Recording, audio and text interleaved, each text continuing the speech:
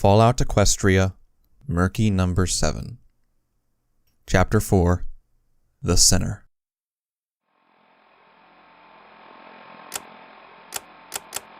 What is it like to be trapped? Like being alone, this is something I guess I didn't properly realize until I was shown directly. In this case, my unsuccessful attempt to escape Philadelphia. Looking back, I made every mistake in the book by not preparing properly or knowing what to really do when I got to the wall itself. I was trapped, stuck in the one place where you need to know how important freedom really is to ever hope to have the sheer determination required to escape. It was a harsh lesson, learned in pain and blood, that I would never forget. However, my mind began to wander to the discussion with Protege and his promises of freedom. Whether he was telling the truth or not was unknown to me. So far as I've known, no pony had ever survived the 2 years of hell to earn their freedom from Red-Eye. Who could? 2 years of Ministry Hub exploration, stable recovery, and brutal underground skirmishes in, around, and away from a highly radioactive balefire crater? Not including, of course, any random tasks slaves might be assigned. Not only was I trapped behind the walls, I was trapped by the whims of my new master. A master who had locked me into a schedule likely to kill me, all the while talking of my service to Equestria. I may have been further from the wall now, but I could feel the walls of my life closing around me ever greater with every step I took. From the pit to my sickness, and now to even greater odds than ever before. Indeed, I began to wonder what would kill me first. Would I die from some rogue security system in a bunker? Shot down by stable residents defending their homes? The radiation sickness growing to harm me once again? Or would it be the master to break me? Chain link shackles, although I could never bring myself to call him that, now had a hold on my life. Granted permission to oversee my day-to-day pursuits, I could not imagine a worse figure to be around. For all of Protege's apparent calm of mind and kindness to his workers, I sensed that all the wickedness he could have shown was instead communicated through the master. I'd sought to escape the trap of everlasting chains around my throat, pulling me down and setting in concrete the rest of my life. I'd overcome my fears to charge the wall simply to escape the pain he would bring. Despite my newfound emotion and well, even courage, it was not enough to bring me to exist near him.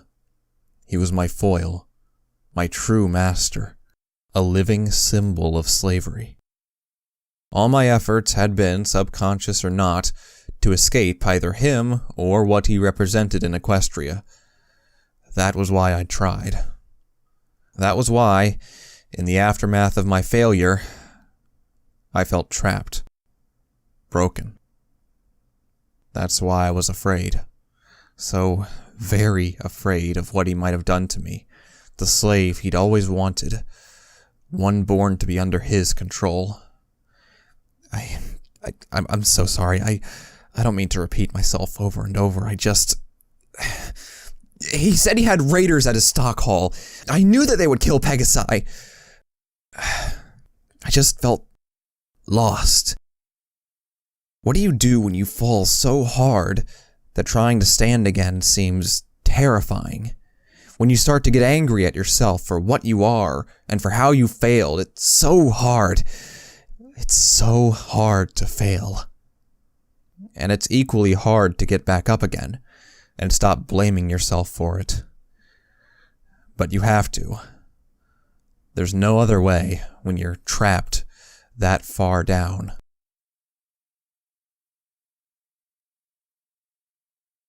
The water hit me like a buck to the face. They used a seemingly unending jet stream of liquid from a hose pipe to clean me. A high-pressure hose had been hooked up to blast the dirt right off me. At least, that was the theory. Instead, it was borderline torture. Blasted back against the old shower room wall, I struggled to breathe. If I opened my mouth, it was filled with water. If I wailed, they only laughed, as I staggered and fell from the brutal stream of water slapping into my body, head, and legs. I was beginning to go numb, both from the ice-cold temperature and the feeling of an unending blow to my body. Flailing my hooves, I tried to signal to them. I couldn't breathe. The water stopped, gurgling away through the grimy shower block into the drain that led to the basement. I presume they had a recycling machine set up to use this much water on just a slave. Get up, number 7. The voice rumbled from the unlit areas near the door. I trembled, unable to speak. Only tepid gasps left my sore throat from the feeling of every unfeeling limb beginning to freeze up. I felt swollen, like an unseen bruise. Turning my head, I tried to plead with them through sight alone. My spectators were invisible in the darkness, my vision further hampered from my dizzy head. Get up, number 7. Spraying water, I coughed and attempted to breathe normally. My body awakened with brief spasms of activity, attempting to get a leg under me. I had not been given my clothing or any of my possessions. My wings drooped lifelessly at my side, painfully batted around by the force of the hose from where they were normally locked in place by damaged muscles. I was soaked through, dripping water even as I shook violently. Sweet, sweet goddesses, I couldn't even cry out in pain. The cold. Too slow. Again. The clack of the hose's nozzles sounded in the darkness outside of the pale blue light of the showers before the water struck my face once more. With my tooth loosening again and feeling like I'd just taken a gunstock to the head, I was whipped around before they swept me from my hooves with the stream. My side and inverted wing crashed to the mossy tile where I lay. I thought I could shout, "I'm clean," or demand that it stop. But he was in the darkness there, shouting commands. He would decide when. Shaking furiously from the cold, I kept my eyes screwed shut, trying to block it all out as the water washed over my prone body. I couldn't. My knees stung from striking the hard ground so often, my teeth were chattering so much they hurt, and the master was no idiot. The brakes to force me to stand were not for my benefit, no. They were just to ensure I didn't pass out and miss all he had planned in his sick interpretation of Protege's instructions. The master knew exactly what he was doing.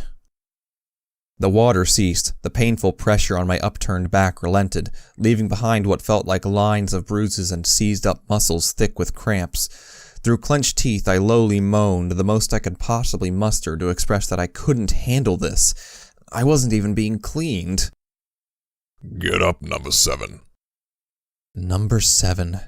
His new pet name for me. How overjoyed he'd been to hear I had a designation to use, to demean me with and make me nothing but a statistic. I dragged my hooves across the tile, whimpering softly as I tried to get them beneath me. Maybe if I was just fast enough I could please the master. Maybe he might stop. Too slow. Again. I didn't even get up before I was knocked head over hooves to the wall. Only a tiny degree of forethought in keeping my head forward prevented a concussion. The pressure of the water jet blasting from the darkness increased, searing across my face, filling my mouth, choking my throat, stopping my airflow. I panicked, trying to move, but unable to breathe, unable to see, and losing all balance from the roar of water in my ears. I could do little but flounder. I couldn't feel my hooves anymore. Get up, number 7. Please. Get up, number 7. Cold. Can't feel. Too slow. Again. I was left to drip dry, standing amidst a darkened room across from the cells I'd first awakened in. The slavers had told me if I moved or sat down, I would be put back in the showers for another cleaning. Clean was the last thing I felt. My body ached all over, yet no visible marks came through for anyone to know of the master's treatment of his new favored slave. I could almost feel the sickness about to set in, for my own fatal disease to flare up any second. On top of that, I was alone. Once I'd believed I would never be alone again. The DJ would never leave me so long as I had my pip-buck. Now that machine was gone, taking with it the sweet voice of hope and truth. I couldn't even see the walls, thanks to a single dim orange light above me ruining my night vision. My hooves trembled from both the cold and the exertion of standing upright in one place for... how long? Hours? A few agonizing minutes? Time had little meaning in Philadelphia. What felt like 3 days could turn out to be a few hours thanks to the red haze, the never-ceasing interior workings, and the irregular shifts. I had no perspective of time even while outside. For all I knew, it had been only a day since the pit, not 3. In here, however, time was like a void. Worse, the room was soundproof. After living my life with hypersensitive hearing, dead silence other than the drip of water from my body was like being cast adrift onto the moon for 1,000 years. But it gave me time to think. I wanted out. That would never change now. The master could hurt me, break me, he could make me his obedient servant, but I would never lose track of my own fantasies, of my wishes to someday taste the freedom Protege had so teased me with, and of my hopes to leave this whole hellhole behind. I didn't want it in 2 years of destroying myself to do it, I wanted it now. Or, well, in a bit. That sounded good. Too weak right now. Too scared. I was still trembling. I may have wanted out, but all the courage and determination I'd had a scant few hours ago was just gone. My failure had broken something. Was it my confidence, my spirit? I honestly couldn't tell. All I knew was that if I could do it all again, I'd probably falter. The tearing pain in my scarred gut from Regini's bullet led me to quiver and shake every time I even imagined being brave again. I tried to tell myself it was only the dripping cold water making me shiver, but I knew it was terror incarnate, both for my life and of him. What was he going to do next? Brand me? Cut off my wings? My eyes began to water. I dared not even blink lest I be accused of moving. What might he do if I shifted an inch? The door opened.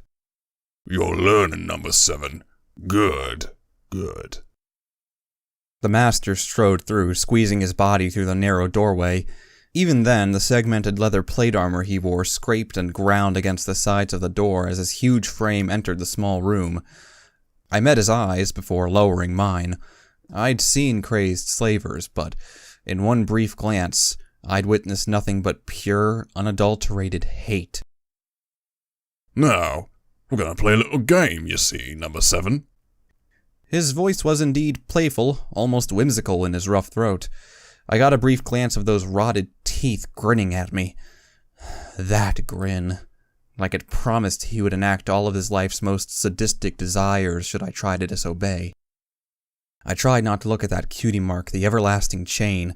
I didn't want to ever think about the idea of spending all my life under him. That's why I try to guess things about you, he continued, circling me. See how much I can guess just from looking at you, eh? Not if I'm right, and just answer me if I'm wrong. I couldn't see behind me, and I dared not move my head, but I could feel him, his mere presence behind me. He could be drawing anything. He had knives, a magical shock rod, whips. First off, your name. Number 7, was it? Murky number.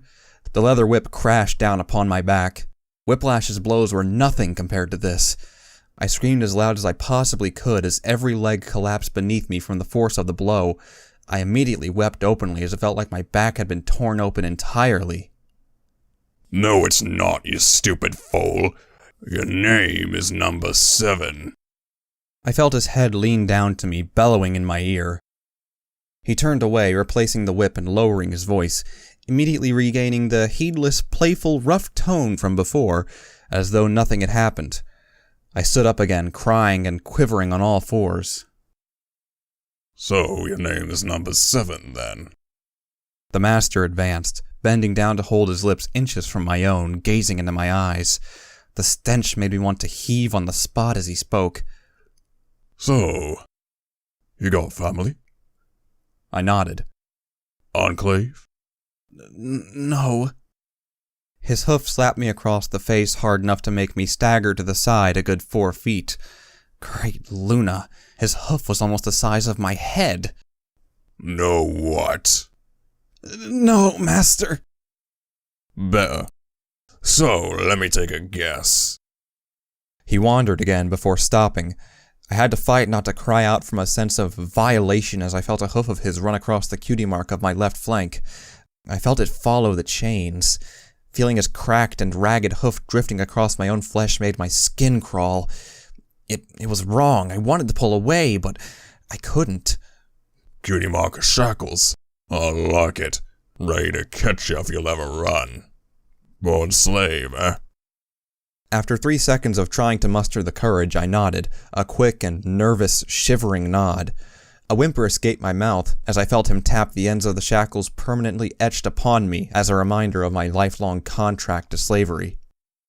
So, what happened, slave? Parents from the bastards on the clouds? I couldn't move, I just screwed my eyes shut, trembling. I wanted him to go away, just go away. No? Well then. He drifted off before coming back around to face me. What do we have here then? You in accident, number 7. The 7th one? Your mommy got beasted by raiders, eh? How'd you like to think about that, huh? The son of a wretched cannibal. I whined out loud, shaking my head, only to squeal as I was flattened to the floor by another agonizing blow to the side of my face. I tried to curl up, but his hoof pressed flat on my face, making me squirm in panic. I said to tell me if I'm wrong, slave. His voice was as loud as Slit's magically enhanced shouts. The small space amplified the volume so that even this earth pony was causing me physical pain merely by talking. Gasping, I screamed out, I think my father was a slaver. Oh yeah? Where was it? Near Shattered Hoof? Well, went out there once for red-eye long ago, you know? Got a few slaves in maroon to pass the time. How'd you like if it was me, eh? My blood froze. Even as his hoof lifted, I just lay there, eyes wide open. One way or another, you're just a dejected little worm you are, number 7. Your mother wouldn't even have wanted you if she hadn't been done up by some slaver with 'em on to get some tail that night. Born to slavery, living in slavery, and gonna die in slavery. But I like you, number 7. You know why? I didn't move, just glancing up at him, before his hoof slid down my body to prod my wing, not too gently. Pegasus. A real Pegasus. Right in front of me where I can do whatever I want to him. I tried to shift back and hide my wings, as though it would make a difference. I couldn't even think straight. He was in complete control here. You lot, you winged bastards. You've killed a lot of my partners over the years. Fancy Enclave soldiers scouting around, or lone dashites all thinking they're some hot shot in the wastes. I've been able to get my hooves on one. Until now. I was born to do this, you see. All my life, never had a Pegasus slave, let alone one who looks like he was born just for me.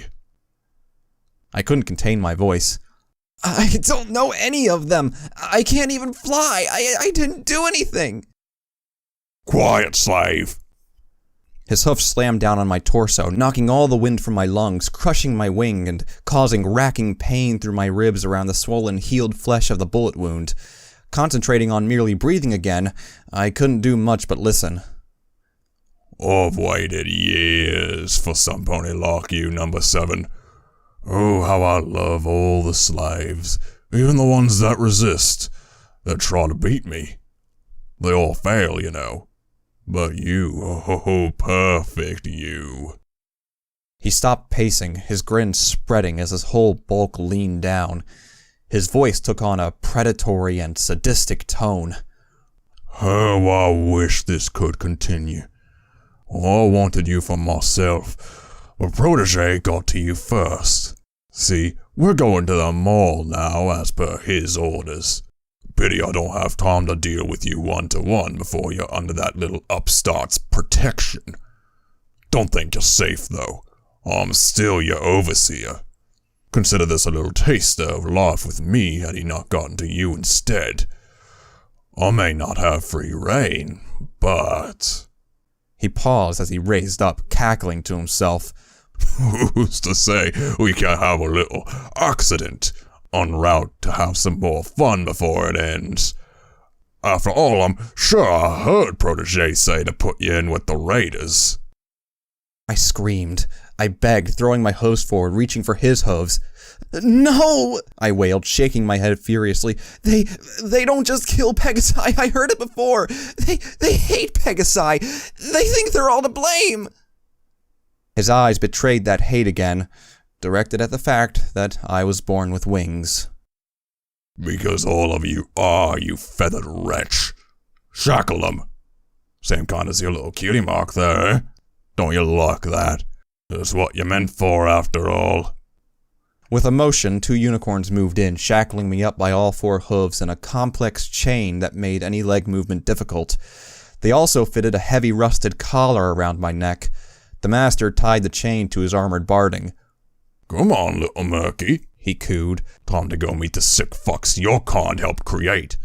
Oh, I don't suppose you'll survive them, but even if they do decide not to kill you, don't worry. I'm sure they'll make it interesting enough for me to watch. But I didn't. I'm not. He didn't care, instead simply dragging me from the cell. Only as I emerged into greater light did I realize I hadn't a single mark or bruise on me. Despite all the agony of my preparations for Protege's stock under the master, there was no evidence, no proof of his abuse. The master was, in his own sick way, a genius. In just 10 minutes he'd nearly broken me. Already I could hear that familiar voice, the slave in my mind, demanding that I simply obey him and hope that he would treat me as any other slave. I knew that wouldn't happen, but above all, one thing terrified me so much more. The dreaded thought of what would have happened had I not attempted my escape and simply went with the master to be entirely owned by him alone echoed in my mind. This had been nothing but a small slice of what would happen. What if Protege wasn't there? What if he had the freedom to keep me in there and do whatever he wanted to me? The feeling of his hoof tracing my cutie mark made me want to throw up on the spot even through memory. I couldn't stop repeating it in my head, like the thought itself disgusted me enough to take control of my imagination. I fought back, trying to think of my conviction. Escape. Escape to the world.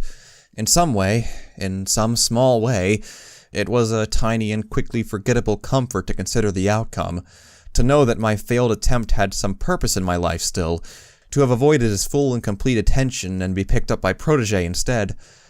However, as I plodded along behind the master, my master, it helped little as I was marched outside and toward his incident. Raiders. I felt myself wanting to cry as I walked, but I could not muster even the courage to do so in front of the master for fear of being told not to. It's true that there is a story behind every pair of wings in the wasteland. Unfortunately, it's doubly so.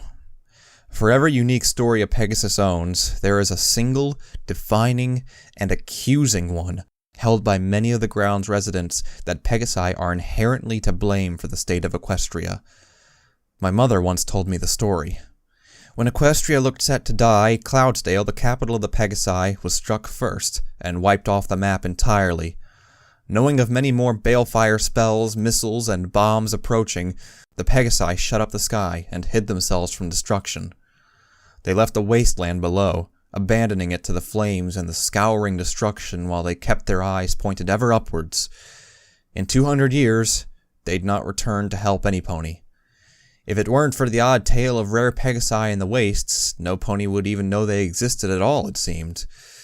But for those of us down here, unlucky enough to be born with the genes of the Pegasi, long dormant in family lines, we still bore the responsibility and bigotry born of leaving Earth ponies and unicorns to die alone.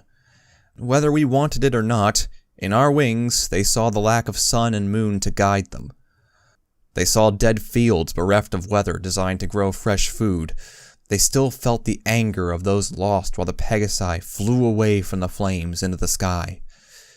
I couldn't help but feel this was something of a metaphor for my life in reverse. I'd watched the Sable Dweller leave this hellish place for somewhere better without taking me in much the same way. But I didn't hate her, much the opposite. Every time I saw her in my mind, I loved everything she stood for more and more. Why couldn't the others do the same? Had the Pegasi really been so selfish? Surely it was all a big mistake twisted through uncharted history. As I was dragged outside, every pony else begged to differ. It was a long trot to the mall, and I was sure the master made it longer. Refusing to permit me any clothing, my wings were on show for all to see. Slaves ceased their work, unattended by guards who stood and stared. Confusion gave way to disbelief, which in turn became a slow-building anger. Before long, I was attempting to dodge tin cans and hurled rocks. Guards held slaves back. Not even just them, they held their own comrades back. If the wastes held a distrust, slaves with no one else to see below them held a disgust. I cantered as best I could. At first I tried to blank it out, to just close my eyes and follow the pull of the master's leash around my neck as I was paraded like a prize for all to see. "Fucking Pegasus! Why don't you just fly away, huh?"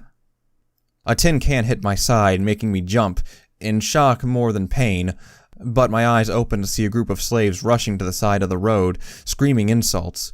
Not every slave did, many remained, and some even looked sadly at me as the bigots of the world made their opinions known. But it was enough. With shouts, screams, and pathetic reminders of a long-gone past, they now numbered enough to force the master to acquire an escort of griffins with a hoof signal to the sky. You see, Merc? I was shivering again, this time definitely from terror, as I watched a unicorn buck trying to get close enough to hurl a brick at me. The griffins warded him away with a flash of claws and the aiming of numerous high-powered rifles. I saw faces I recognized. Noose and Lemon were jeering, hurling whatever they could at me.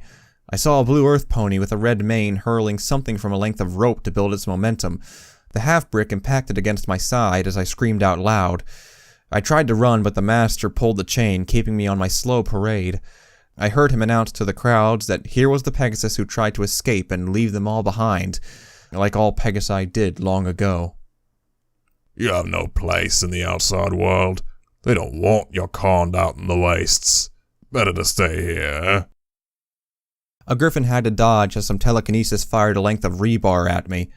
Alerted by the movement, I only barely dodged as I became tangled in all the chains tugging me along. The noise was becoming unbearable. I heard a mare screaming of some lone Dashite that murdered her family and sold her to here. I saw Whiplash. He fixed me with a stare, that cold stare of anger he often did before striking. Others demanded I go back above the clouds and stop taunting them. Some begged me to fly them out of here to atone for what my kind had done in the past. I could only drag my hooves and keep walking. "I'm sorry, I can't." "I bet you're in league with the slavers to sell us all out. That's what Pegasi do."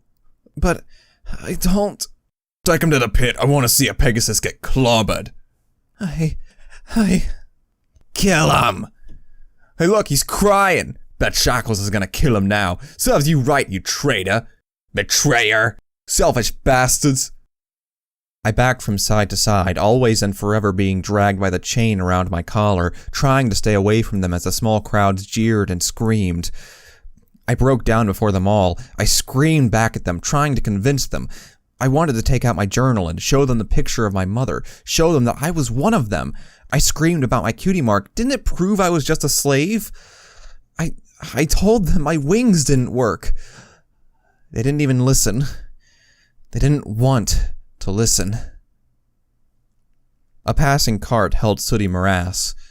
His dry cackle as he witnessed me set even my emotions to anger at his arrogance and condescending tone as he reached off the cart to pat my head.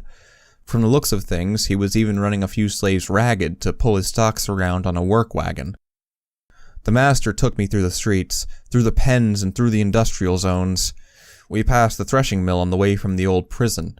We crossed the fractured main wagon roads to pass by the factories. Slaves I knew laughed at it being me, calling that they always knew I was weird. I saw a wicked slit chasing down a slave earth pony buck, throwing him to the ground with magic and resting that curved knife on his throat. She was screaming at him for not performing as well as he could. My passing drew her attention, and she even forgot about the buck to wander over next to her guards. Her eyes fell to my wings and to my chains before settling on the master. I tried to hurry up, but the master half-bucked me back again with a savage blow to my chest. Lying on the ground, being lightly dragged, I saw Slit looking down as the master continued to pull his prize away. I expected her to say something. I expected her to scream. She just grinned, as her knife pointed at me a few times before drawing itself lightly in front of her own throat. I gulped, shivering as I gathered the meaning of her gesture, as she began to cackle, before eventually roaring with laughter, an evil shrieking as I was pulled away from her factory toward the care of one even she respected and admired the teachings of. Even as she turned away and began bucking slaves and guards to get back to work, she continued laughing, only stopping as she noticed the buck hightailing it away. Her all-too-familiar outcry of fury and the sound of galloping hooves was the last thing I heard before she fell out of sight. Amidst the humiliation of being displayed to the populace of Philadelphia as the failed escapee and being revealed as a Pegasus, I guess I took some comfort in that she still didn't know who took her goggles. Every pony who had demanded me to do work seemed to have seen me. My heart was tight with the hate flowing freely from every pony, slaves and guards alike. The master had planned this. He must have known how it would affect me. But as he dragged me past a forge filled with slaves, even he couldn't have planned the heartbreak he was about to cause me. Amongst the slaves rushing to the sides to view this rare Pegasus, I caught a glimpse of some pony running and pushing their way forward. Ponies made way, as she came to the front of the crowd. She pulled her bedraggled yet vibrant orange mane away from her eyes, as she saw me being pulled in chains. Never could the master have done anything to me that hurt me more than seeing all the bright hope and optimistic wishes come crashing down on her face. I gazed back, trying to not cry, even as I saw her own eyes well up. She followed me, trying to keep up as best she could through the crowd. I saw her pleading look and her mouth move just enough to allow me to lip-read her words. "I'm so sorry, Murky." I could feel dampness in my eyes. No, I wouldn't cry, not now, not when she could see me. I had to be strong, for me, for her. I didn't want the last sight she had of me to be a pathetic wretch begging. I could almost hear the DJ telling me to stay strong, stand up, and keep fighting. I remembered number 6 telling me to not give them the pleasure in the pit. I stood taller, prompting an interested glance from the master and an increase in our pace. The mare cantered to keep up, moving up until a chain around her hind leg locked and firmly stopped her from following any more. Scarcely believing myself, I only knew I couldn't let her spirit break, even if I'd failed. I tried to think of what to shout. "Come on, slave." I felt the tug tripping me over the heavy chains to force me to stagger onwards. But instead, she shouted first. "He has a name!" The master stopped. He turned. She stood as tall as she could. Ponies split from near her, retreating quickly as the master lowered his head and began to stomp slowly toward her. My heart skipped a beat as I saw him ready up his knife like before with a nudge of his jaw. I shook my head to the mare, wanting to scream at her to back down. "I'll kind of repeat that, slave." The master's voice was dry, his mouth still grinning through horrid teeth as he pulled me with a tug of his hoof up beside him and forced me to the ground, one hoof resting on my back to keep me there, his little pet underneath him. "He has a name." The entire yard was suddenly silent. I wished I could move, to dive in front of the knife. I was no doubt being killed off anyway. Better to die saving her. But no, his hoof held me solid on the ground, making me whimper as he placed some weight on my spine. The mare looked from me to the master, right in the eyes. He cackled. "Tell me, little mare, what is his name?" "Murky." "Oh, so you do know him, eh?" "Oh no, no, no, no." "Enough to know he isn't just some cog in your machine. He deserves freedom more than any of us after how he's been treated. Look, you know he's worn out as a slave, and you must know he's badly ill. He isn't any good to Red Eye like this. Why can't you just let him go?" Good, good. The master turned away from her, letting me up. I felt her lean forward, offering her neck and shoulders to help me stand. I wished I could just stay here with her, Forget Protege's offer, I just wanted to be near some pony nice now. It was all I needed, just some pony nice. Her voice whispered in my ear. I'm so sorry it didn't work, Murky. Her voice held a soothing tone, clearly upset for seeing me still in the city after my failure. Please, just hang on. My buck and I will try to help you if we can when we're together again. Shackles, he won't make it fast. I'm so sorry, but please, don't give up. There is a bright future. You'll find your courage, Murky. We'll come for you. We'll come. Those words, like last time, filled with promise, hope, and ever-comforting assurance. I wanted to reply, but I dared not raise my voice. She couldn't hear like I could. Softly resting her head against mine for just a second, I took comfort in feeling another pony so close and caring. A blissful moment frozen in time for the half-second it lasted, before the mare then turned back to the master. He was grinning maliciously, his head held high. Isn't that cute, then? He's been in slavery his whole life. Does he really deserve this? The massive earth pony turned away from the smaller unicorn once again, as though having to decide. Without warning, he spun back, faster than I ever believed he could move. Yes! His hoof fired out, striking her so hard that she hurtled over 6 feet away. With a crash, she hit 3 other slaves, knocking them all clean over a pile of wooden stands ready for tools. Clutching her side with a gasp of pain, she still managed to look up from the wreckage as he reattached the knife to his belt, apparently deciding not to use it. But I'm gonna let your insolence go, little mare, he casually intoned. Because clearly he means something to you. It'll be all the better for you to know he's got a date with the raiders. You can lie around nursing those ribs, and just imagine the things they'll be doing to him. Far away where you can't ask him politely to stop, eh? That ever worked? I tried to run to her side, but my own chains caught as the master stomped on them before I could reach her. The mare looked breathless, unable to talk. I saw a couple of other mares rush over to her, helping her onto her side. At least she had some allies. Perhaps once I'm done with him, I'll come looking for you, too. I don't imagine it'll last too long, after all. The look in her eyes as the master dragged me away gave rise to a new hatred, one of my captor and my overseer. He would, I don't know, pay? What could I do? The most I could for now was try to assure her not to worry as best I could through trying not to cry as I once again left her behind. I tried to walk as tall as I could even as the jeering resumed, only looking back to try and mouth that it'd be okay. She nodded sadly in return, briefly placing her hoof on her heart. Then, as I was tugged harshly around a corner, she was once more gone.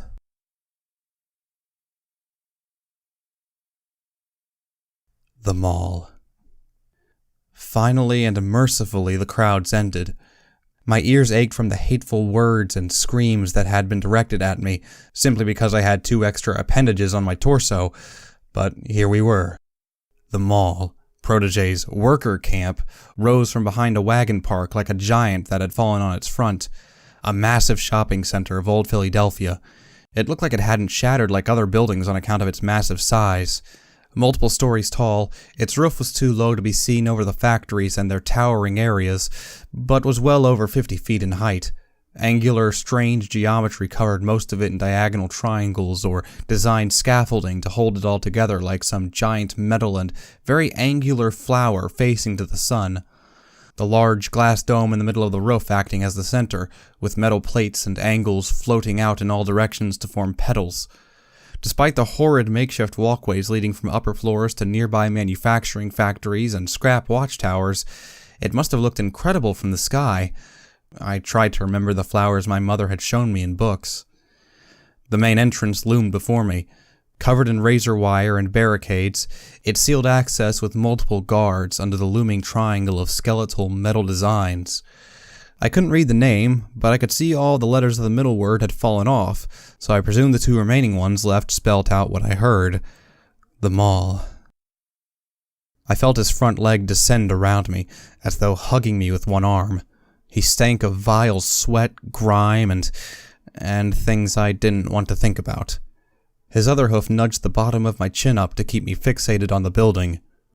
Beautiful, isn't it? I agreed it was a marvel of construction, and tragic to see lying blasted and weathered from megaspells and 200 years of improvised repair. But as much as the artist in me wanted to linger on the details, I could barely think about the building.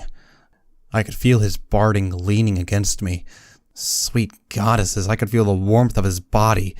This was too close. I didn't like my personal space being invaded. It took every ounce of restraint and fear to not flick a hoof backwards like before. It got worse as I felt his head move down, inches from my ear. I could feel that hot, sticky breath of his crawl over the sensitive edges of my ear. Home to the slaves who don't know any better and just want to kill things. Now it's home to you as well. Protege may say it's all for the cause, but I know the truth, slave. I know ponies only come here who are too afraid to survive the lifestyle and want out. Them and the ones who don't know anything but violence. 4 walls and multiple levels of slaves too desperate, violent, or deluded to go anywhere else. Think you'll survive it? Think you'll be able to resist taking a plunge to the bitter end from the rooftops? I shook my head by less than an inch, closing my eyes. I didn't want to risk my ear coming any closer to that mouth. For a moment, my mind panicked that he knew somehow about my insanity on the control tower. What had I been thinking? But then, was it really so bad compared to what staying alive had brought me? With relief, I felt him move away and reattach the chain to his barding before striding forward. Good, because you won't. Oh, and by the way... His face became deadly serious, the hilt of the huge knife tapping me across each cheek as he spoke. If you so much as hint to Protege about our little time together, I'll promise you that Mal'll be getting a visit earlier than you might think. Slaves disappear so often in Philadelphia. The chain pulled me before I could even stand back up. I pulled back, prompting a sharp look from the big earth pony. He had just threatened the one mare I knew I wanted to protect. The surprise made him cease pulling as I stood up of my own accord. I was a coward, yes. No doubt I would beg once we were inside.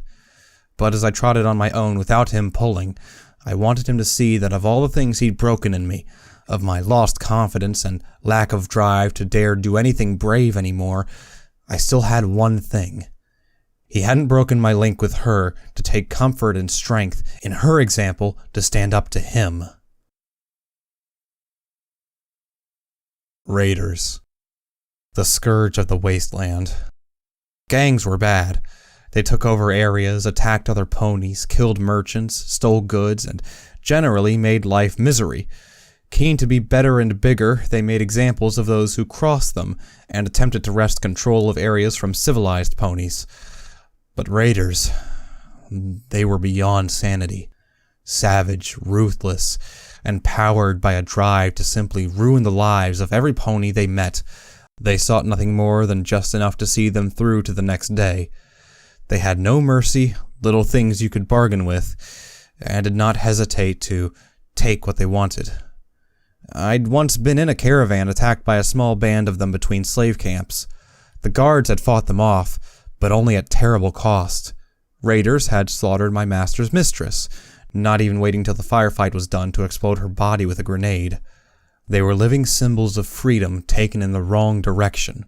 Their sick dreams had been realized by the lawlessness of the wastes, able to act out mentalities that had no place in pony society, those that had fallen to insanity or to realizing that no pony was there to stop them. Now, I was meeting them.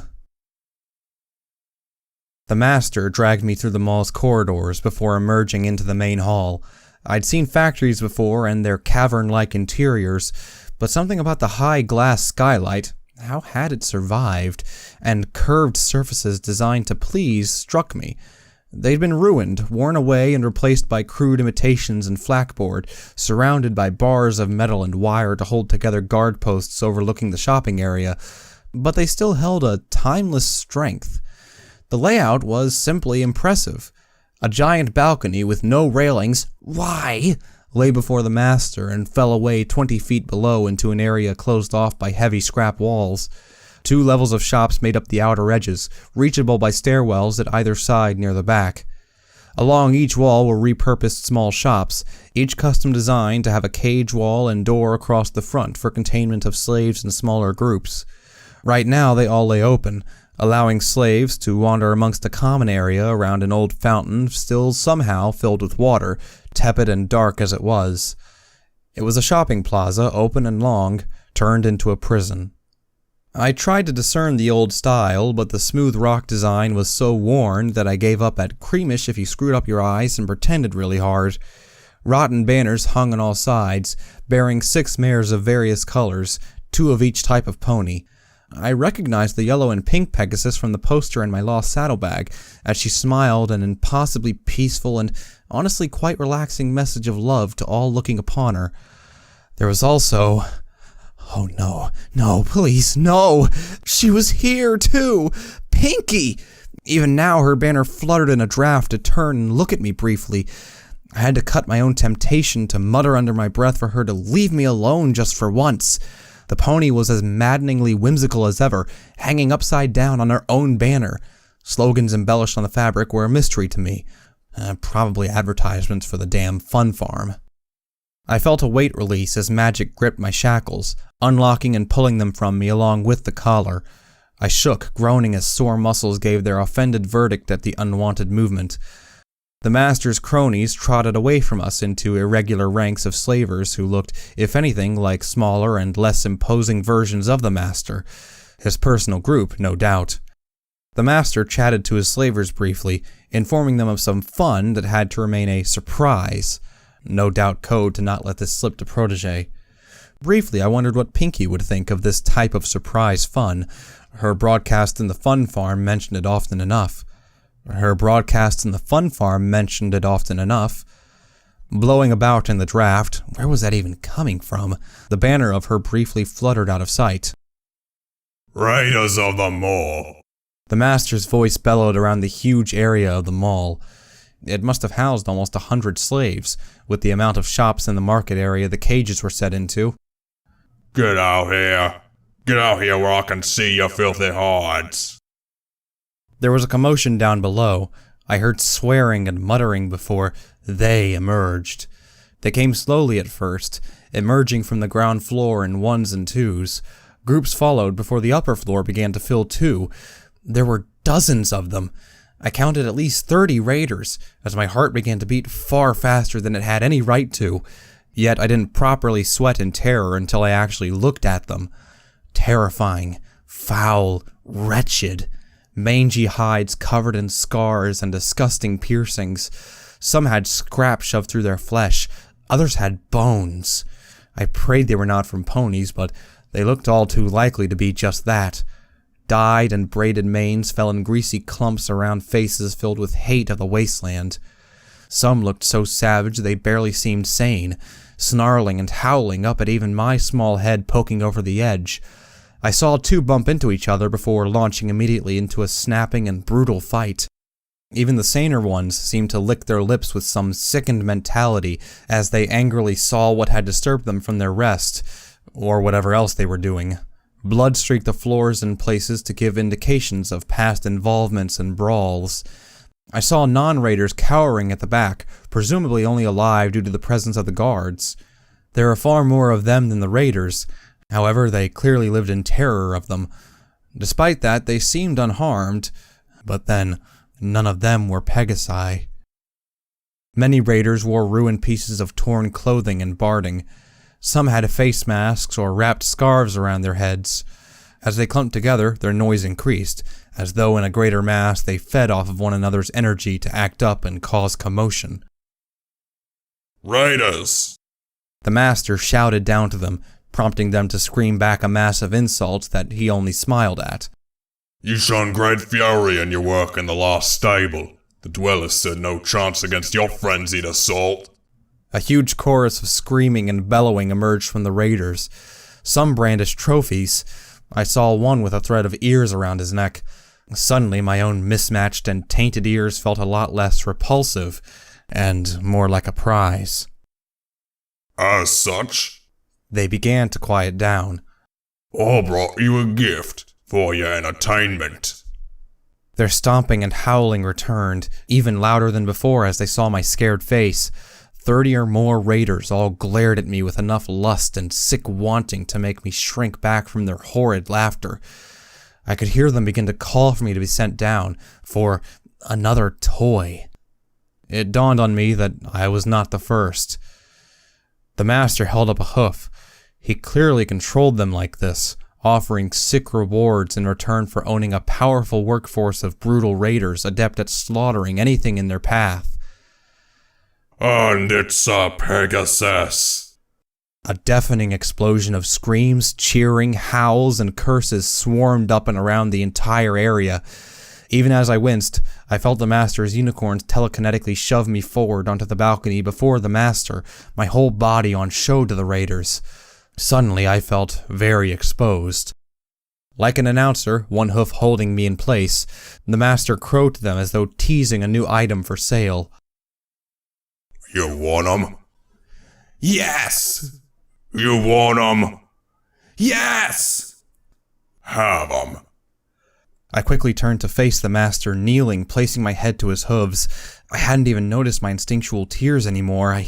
I couldn't go down there. The thought of all the things they might do to me. Please, master, please. I'll do anything. He looked down at me wearing that malicious grin that only he could pull off. Really, number 7? Yes, I screamed. Anything! Oh, well, there's just one problem with that. I trotted back from him, shaking my head. No, please. I already promised them their prize, 7. Enjoy. He twisted, turning, and bucked me hard enough to catapult me off the balcony. A horrible explosion of pain along my side gave way to an oddly calm and pregnant moment of terror as I felt weightless. Briefly, I wished I could only open my wings and fly away from all this. I tried, but they just didn't move. Instead, I hugged myself as tightly as I could, praying the fall would kill me. In that oddly long moment, while tumbling, I wished to the goddesses, please, make it quick. They did not smile upon me. I landed in the fountain. I didn't even have time to scream after I felt my front right shoulder strike the marble wall when I plowed into the surprisingly deep water. All sound deadened as the harsh slap of the surface knocked me senseless. My shoulder was racked with pain. I wanted to cry out, but my mouth only filled with disgusting and filthy water. Alone in the brief quiet of the dark water, I didn't even know which way was up. I realized I couldn't swim. Not that I needed to. Masses of hooves reached in. I felt mouths biting, hooves wrapping around me, and a huge strength pulling me out. The muffled silence of the water ended as my head broke the surface, gasping for air and trying to cry out at the same time as I saw dozens of frantic and frenzied raiders grabbing hold of every part of me they could to pull me out. I pleaded with them. They only laughed. Hurling me over the side, my shoulder rattled off the ground. It felt loose, like my leg wasn't entirely in its socket. I dislocated it. They were fighting each other over me. I saw snarling bites and bucks as scarred and pierced ponies of foul appearance and savage looks clawed at me with their hooves. Despite my protests, I was pulled to my hooves and shoved around between them, much to their amusement. Efforts to keep my shoulder protected were pointless as I was struck again and again, the loose joint sickeningly moving around the socket. One bit my ear until he fell away from the crowd pushing him. I felt hooves bash my wings, knocking me to and fro. Unicorn magic lifted me up, the raiders leaping after me as the unicorn tried to bring me to him. My senses spun, the crush of bodies, the stench of blood and filth, and the sound of them braying reminded that their argument was the only reason to be alive. It wouldn't last long. A larger earth pony dove up, grabbing one of my wings in his teeth to drag me back down. Bucking another raider unconscious, he dragged me to a clear area beside the fountain as the raiders prowled in a circle, ready to try and get the prize back. I got him! It's my choice! Back off, you fucks! His hooves pinned me to the ground. I heard the others cease their arguments to instead shout at him what they wanted. I'd heard so many things. Some called to bash my head off the marble until it broke. Others wanted my teeth. One screamed to break my legs, 1/4 there already, and was shouted down as boring. But I whimpered and whinnied as I heard the overwhelmingly popular choice, "Rip his wings off!" The earth pony brayed into the air, stomping with a hoof on my head to hold me down. Without hesitation or anything like Noose or Lemon's posturing or taunts, he simply reached down and grabbed my right wing in his teeth before pulling sharply upward with all his might. Before my eyes instinctively clenched shut, I saw the master far above, standing with that grin. My wings stretched, underdeveloped muscle and broken bone structure bending and being yanked out of place as it extended this far for the first time since I was a colt. A sudden release of tension slapped it back to my side as I felt something pull free. Daring to open my eyes, I saw a few feathers in his mouth. Spitting them out, the crowd fought over them. A sickening sense of loss prompted a muffled and strangled cry from me. He reached down again, grabbing the stem itself tightly in his teeth, determined to get the full thing this time. With an almighty yank, it began. The pain was unbearable. My head thrashed, my hooves kicked, but they held me down, chanting, "Pull it off! Pull it off! Pull it off!" I felt the muscles stretching. They weren't listening to me. "Pull it off! Pull it off! Pull it off!" My entire torso side felt ready to rip off with it. Oh, goddesses, please. "Pull it off! Pull it off! Pull it off! Pull it!" Every bit of tension disappeared at once with a snap, and I felt my torso fall to the ground again. Time was crawling as I opened my eyes. I saw blood. I turned. My wing was intact. The sound had come from above me. In the quarter second of realization since the noise, I saw my tormentor's face deformed around a colossal hoof driven by immeasurable force. The flow of time returned, as did number 6. Driven by a gallop and dive over the fountain, his momentum carried him into the raiders like a dark crimson cannonball as he landed amongst them. The raider atop me fell, utterly lifeless, as the massive stallion carried past and thundered into their ranks with the bone-crunching sound of harsh impact. 6 raiders alone were crushed under his sheer size and huge bony hooves powering on through the crowd. Flung aside like skittles, they rolled on the ground, holding wrecked limbs and battered ribs. But the rest were not cowardly pit guards. They swarmed, pressing their sheer numbers into a frenzied countercharge. The stallion whirled on the spot, teeth clenched as he bucked, swung, and threw his weight around with wild abandon. Raiders fell, receiving sickening stamps to their chests as they lay. I saw him grab one by their leather jerkin in his teeth, and spin so hard he actually threw them with his mouth across the room into another 2 that had been trying to catch him from behind. Their great mass broken, number 6 went to work on the individuals. A dull thud sounded as his forehead collided with a unicorn, horn or not, putting him unconscious on the spot. A full buck sent another flying into the cage door used to access this area via normal means. It bent. 3 raiders galloped and leapt, landing on his back and dragging his sides. I saw him snarl as one bit the back of his neck before he reared up and allowed himself to fall backward. The screaming raider, unable to let go, found himself crushed under the entirety of 6's considerable weight. The other 2 ran across, hurling rocks with magic, making him back off to cover his face before charging them. Shocked by the speed of such a huge pony, they were caught and brutally disabled as he reared up and lashed his front hooves out to slam their heads together. The sound was like 2 stones colliding. The remainder of the group, well over half the raiders, swarmed. Number 6 growled, turning to face them, standing between them and myself. A gunshot rang out from above. Groaning as the adrenaline faded and the pain began to return from my reverie of watching the massive stallion at work, I saw the master spit a rifle back to a subordinate. "Enough! I'll give you lot of prize and all you do is fight over it like fools. Get back in your damn cages before you put us out of work for a month, you wretches." The raiders hesitated. They glared at number 6, pounding the ground with their hooves and snarling. He matched them, his own hoof pound drowning the rest of them out. "I said enough." The raiders began to reluctantly disperse, one by one in the same fashion as they'd arrived, only now with furious disappointment in their bloodshot and yellowed eyes. On the floor lay half a dozen raiders that needed dragging off. Some just were not conscious at all. I had a nasty feeling the one on top of me had been killed instantly. Gradually they cleared the floor, other than the pony over me. Number 6 simply watched them, snorting at any of them that got too close to us. Robbed of their fight, the raiders threw insults in their wake. Keep 'em to yourself, then. What are you trying to do, get a little family, eh? Can't hide our prizes from us forever, traitor. Just you wait, betraying bastard. Number 6 didn't even reply. After they'd gone, he cast a glance upward. I saw the 2 largest, strongest, and most terrifying ponies I knew in all of Equestria lock eyes.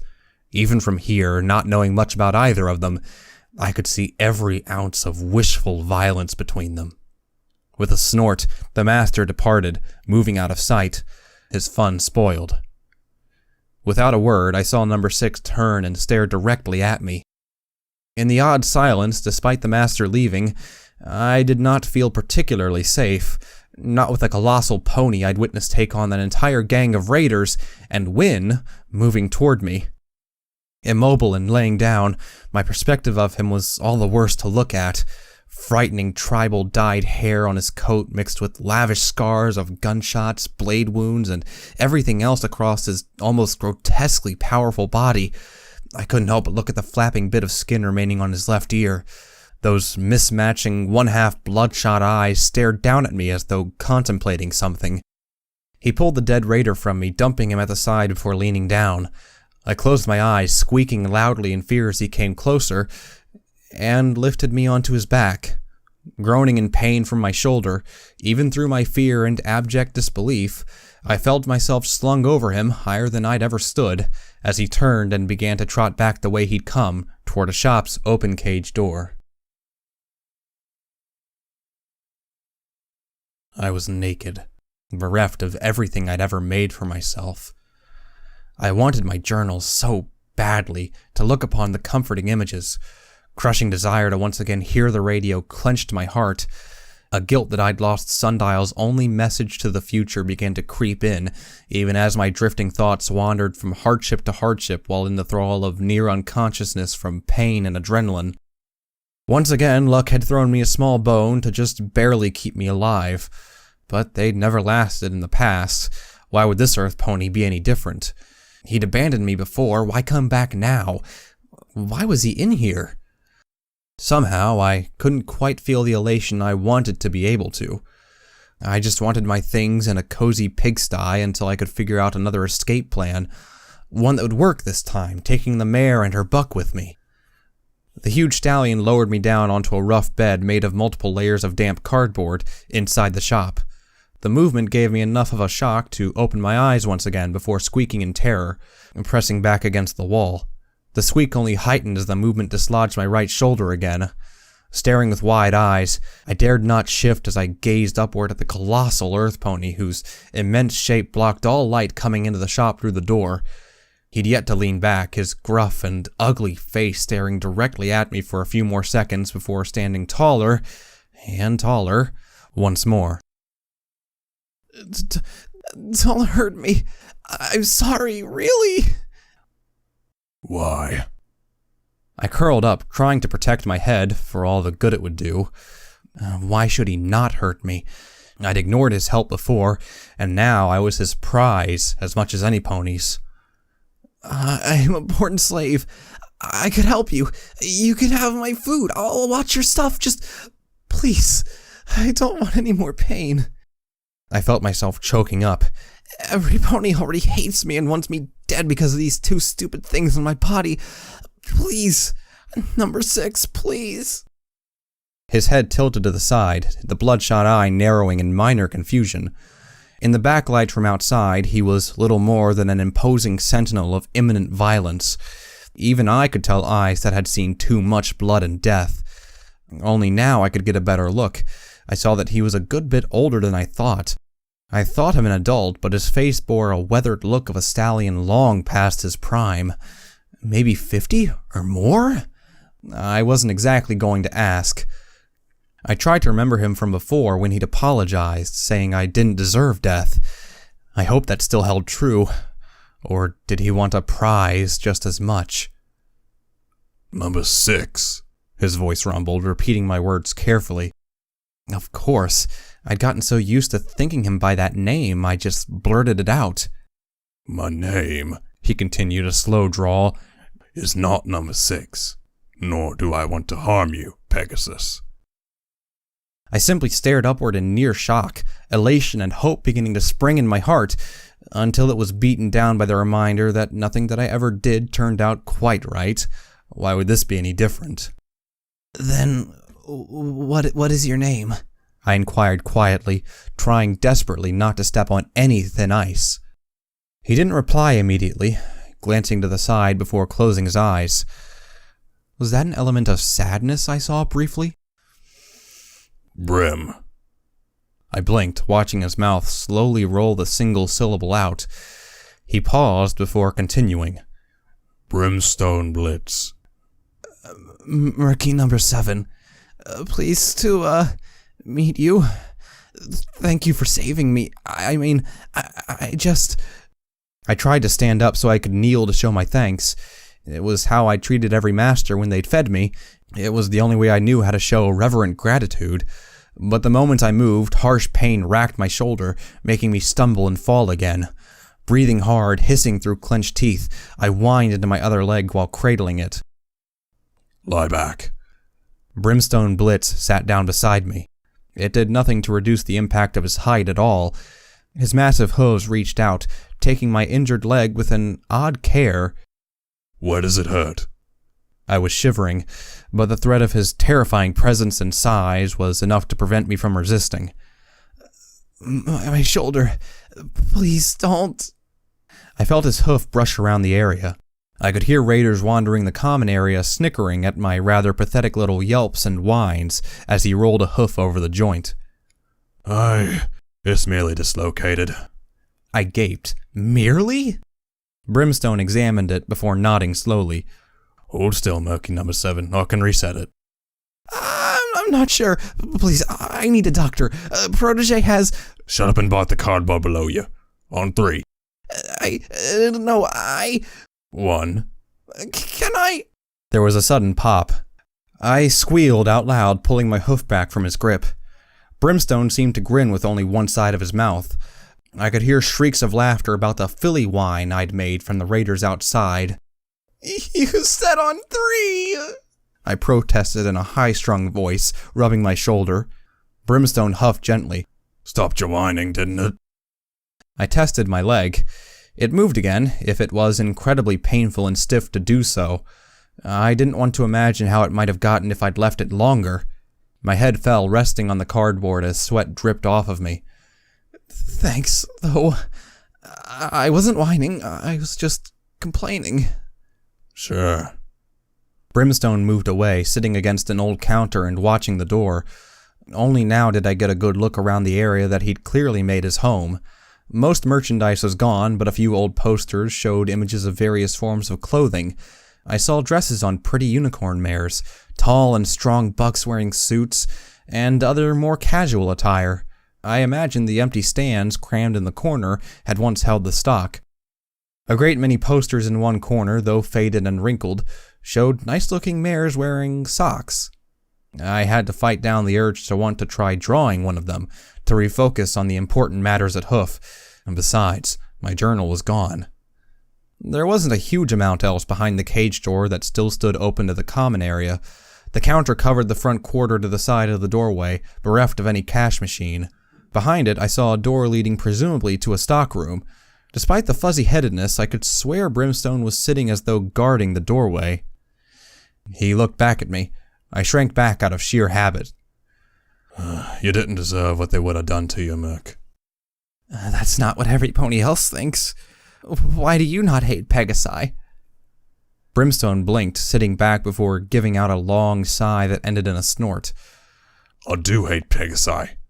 Those feathered bastards sit up on their clouds, taunting us all by refusing anything to make things right.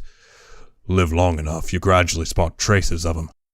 But you're wasteland born, clearly. He inclined his head toward the raiders, mostly clustered on the opposite side of the mall. Besides, I'm not in a position to judge any pony else, so I couldn't sit by and watch them do what they were about to. I shivered, curling up a little more tightly with one hoof rested over my wing. The sight of lost feathers, of the pain that still burned in my side. They'd been about to... The pulling. The feeling of it beginning to tear away. I hated my wings, but they were my wings. The shock of the entire traumatic day began to land home. Hundreds of slaves and guards all knew what I was now. All my things were taken. The master had... Oh, Luna. He hurt me so much. I couldn't... Regardless of the embarrassment, I simply began to cry in front of him. Shuddering and sniffling, I tried to look away. Brimstone followed my gaze before simply shaking his head. Too weak. I don't know how you survive this long if all you do is start crying at everything. Through wet eyes, I turned to him. I don't know how to be strong. I tried to escape, and now it's worse than ever. Brimstone Blitz furrowed his brow, snorting loudly. Why? Sniffling, I couldn't look him in the eyes. Because now they know I'm a Pegasus. Now they know I'm one of the ponies they're supposed to hate. He looked at me with confusion. You sound like you feel guilty for being a Pegasus. Like you'll believe in the hatred, saying you bear the sins of the past done by completely different generations. Why do that? You can ignore it or avoid it. It's not yours to feel the guilt.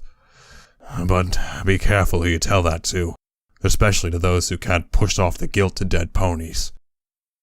Brimstone grumbled, tapping a hoof on the counter hard enough to make it shake. Some things you'll learn. You cannot simply turn a blind eye to like that.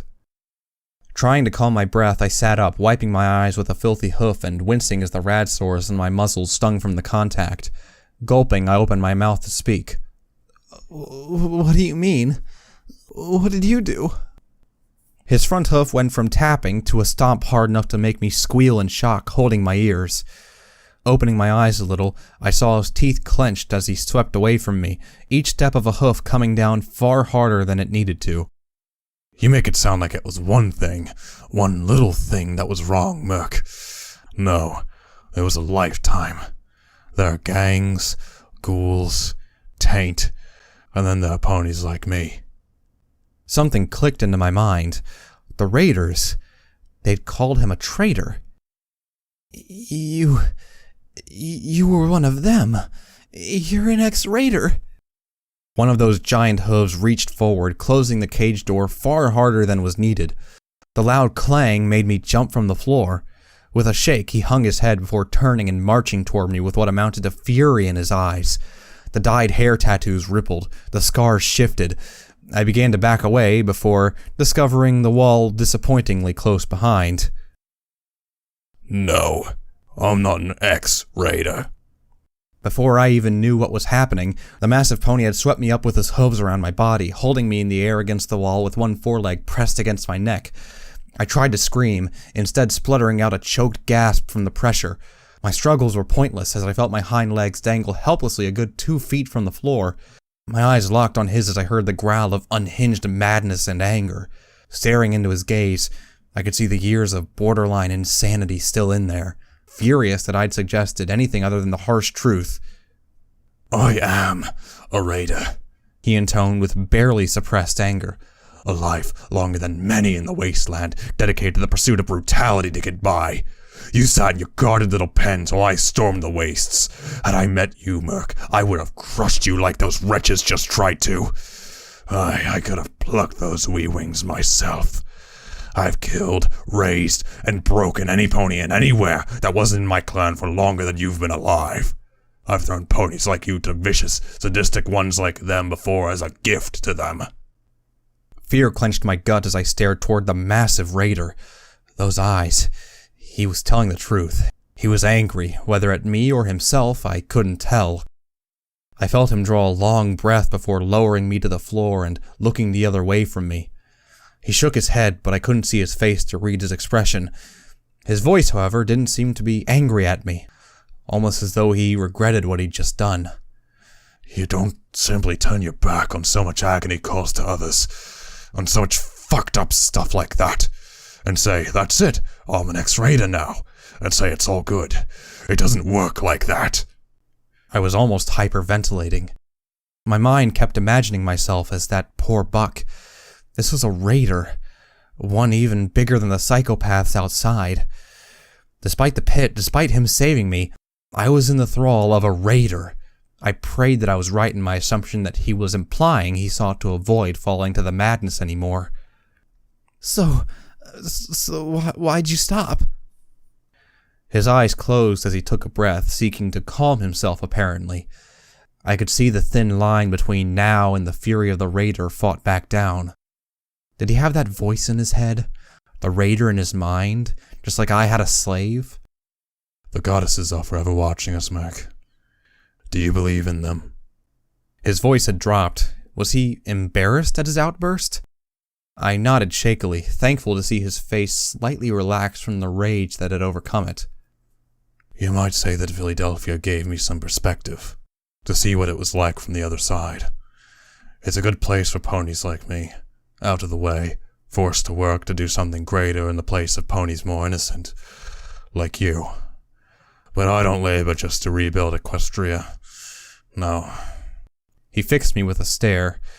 He was deadly serious. I accept my slavery. Only through this place could I ever hope to atone for the sins I've done in the eyes of the two goddesses.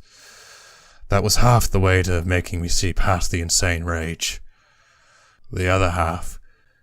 Brimstone lowered his head, looking outside at the other raiders milling around.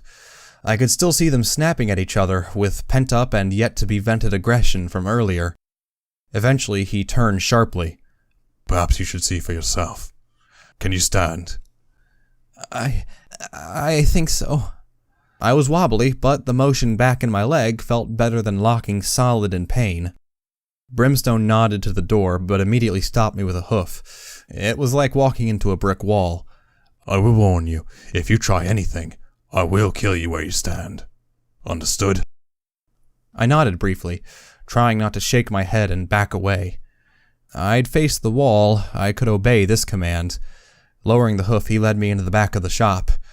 I tried not to think too hard as I saw that it was very dark.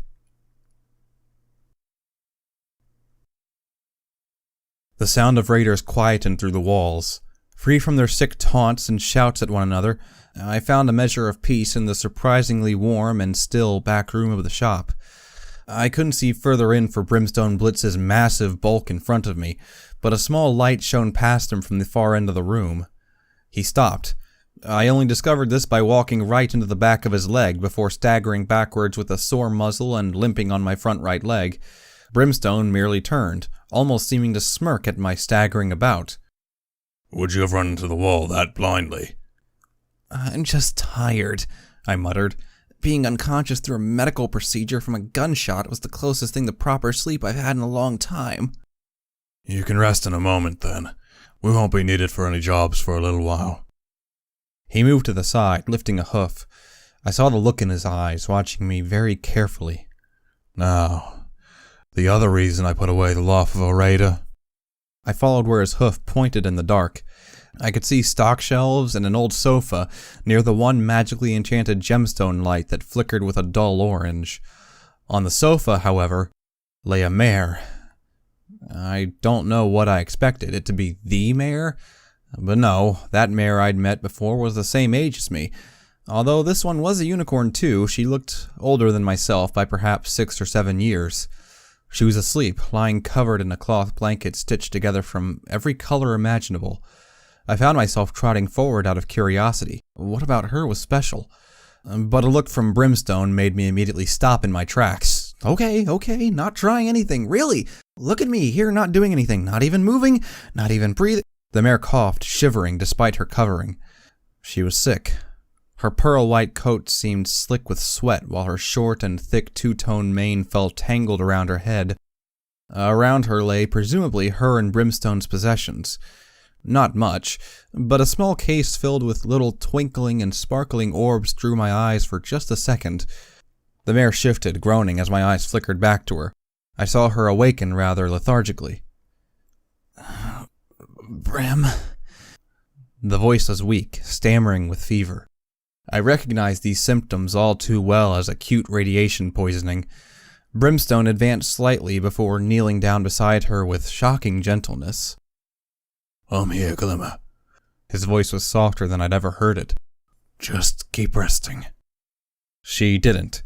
Instead, I saw her eyes casting about in the darkness, apparently missing me for a second before they refocused and settled upon my presence in the gloom. Who? Her eyes blinked, showing a surprisingly bright azure sparkle to them. Even while sick, I could see a spark of energy and life to this mare. Come here. Don't be scared. Her hoof inclined me to move closer. I looked to Brimstone, who stood and trotted backward with a small nod.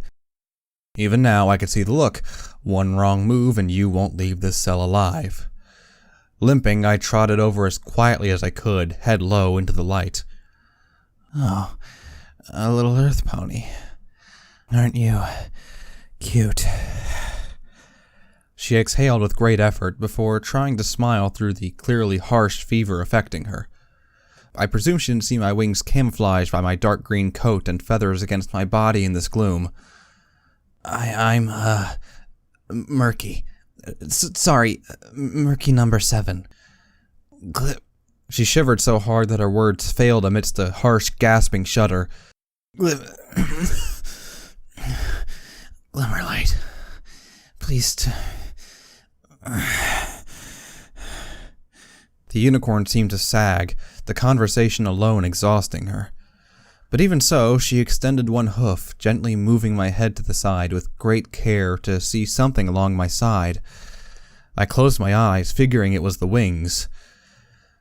Oh, what a beautiful cutie mark. Her voice was but a whisper, smiling before murmuring with dizziness and lying down again. I heard Brimstone trot up behind me with his slow and heavy steps. Rest, Glimmer. Save your strength. Murk, back outside.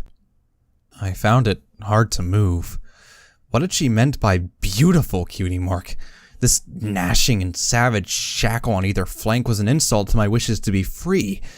I wanted to reach forward, wake her up to ask, but somehow I couldn't quite bring up the courage to do so. I guessed it was the fever. She'd probably seen something else. She hadn't even spotted my wings. Besides, why would I want to hear any comments on my damn mark anyway? I knew what it meant, and I was going to prove it wrong someday. Of course, having a colossal raider behind you who promised to liquefy your head should you make a wrong move was a pretty big deal breaker in not inquiring further as well. Back in the front of the shop, I turned to Brimstone Blitz the moment he followed me. Glimmerlight intrigued me. Just what did she mean to him? I stood up straight as I could on 3 functioning legs. Why was it always the legs? And followed Brimstone with my head as he moved to plant himself down at the counter again. So, you and her, are you two, Are we what? you know, together? Is that why you stopped raiding? He laughed, a deep, rumbling, and somewhat disturbing noise, before shaking his head. Kid, I'm a good few years older than her. Where'd you get your relationship theories? I felt my face flush. Okay, that was a good point, but the level of care he showed her. Brimstone coughed into his hoof, continuing even as he leaned his head back and looked at the ceiling. I could swear his voice changed, becoming less rough and more of a melancholy tone. I hadn't given the big brute enough credit as I once again saw that little light of civilized intelligence form from his words. That tone that gave me hope that the pony I was looking at was more than the brutes outside.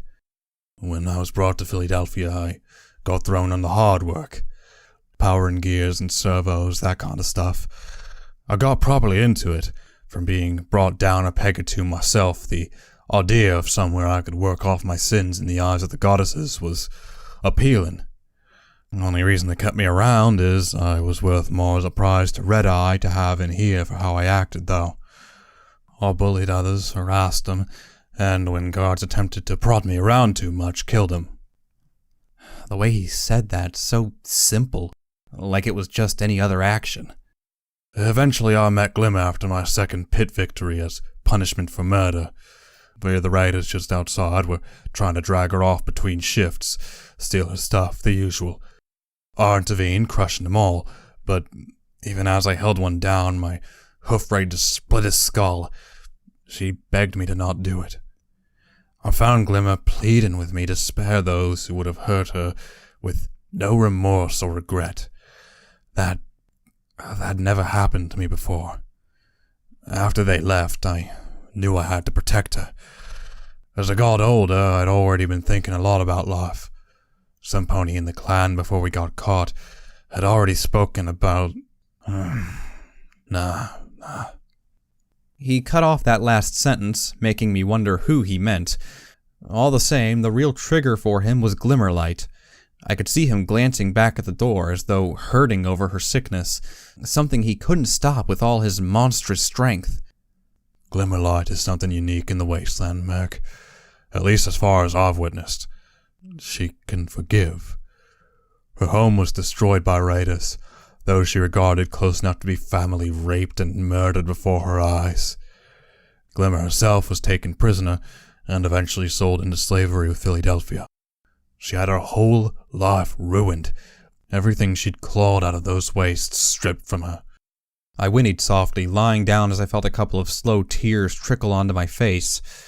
But she looked so full of life in those bright, if sickly-looking eyes. Brimstone sighed before doing something I didn't expect. He smiled. But she doesn't hate any of them. I don't think she's capable of it.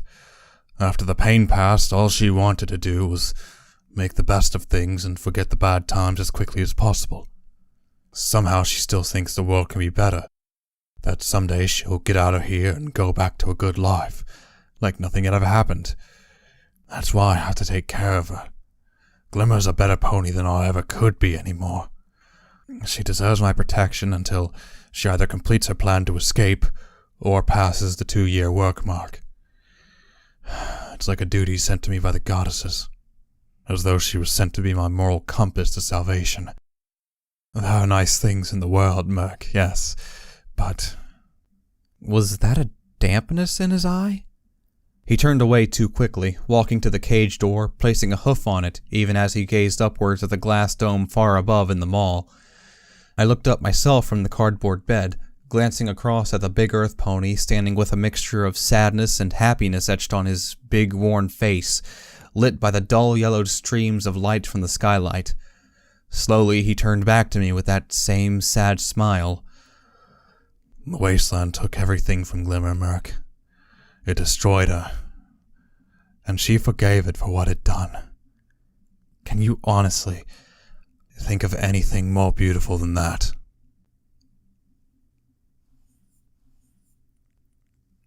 I had been without my journal before. I'd been without my, sundial's pip-buck before. This was the first time I didn't have either, while waiting for the world to move on and for something to happen.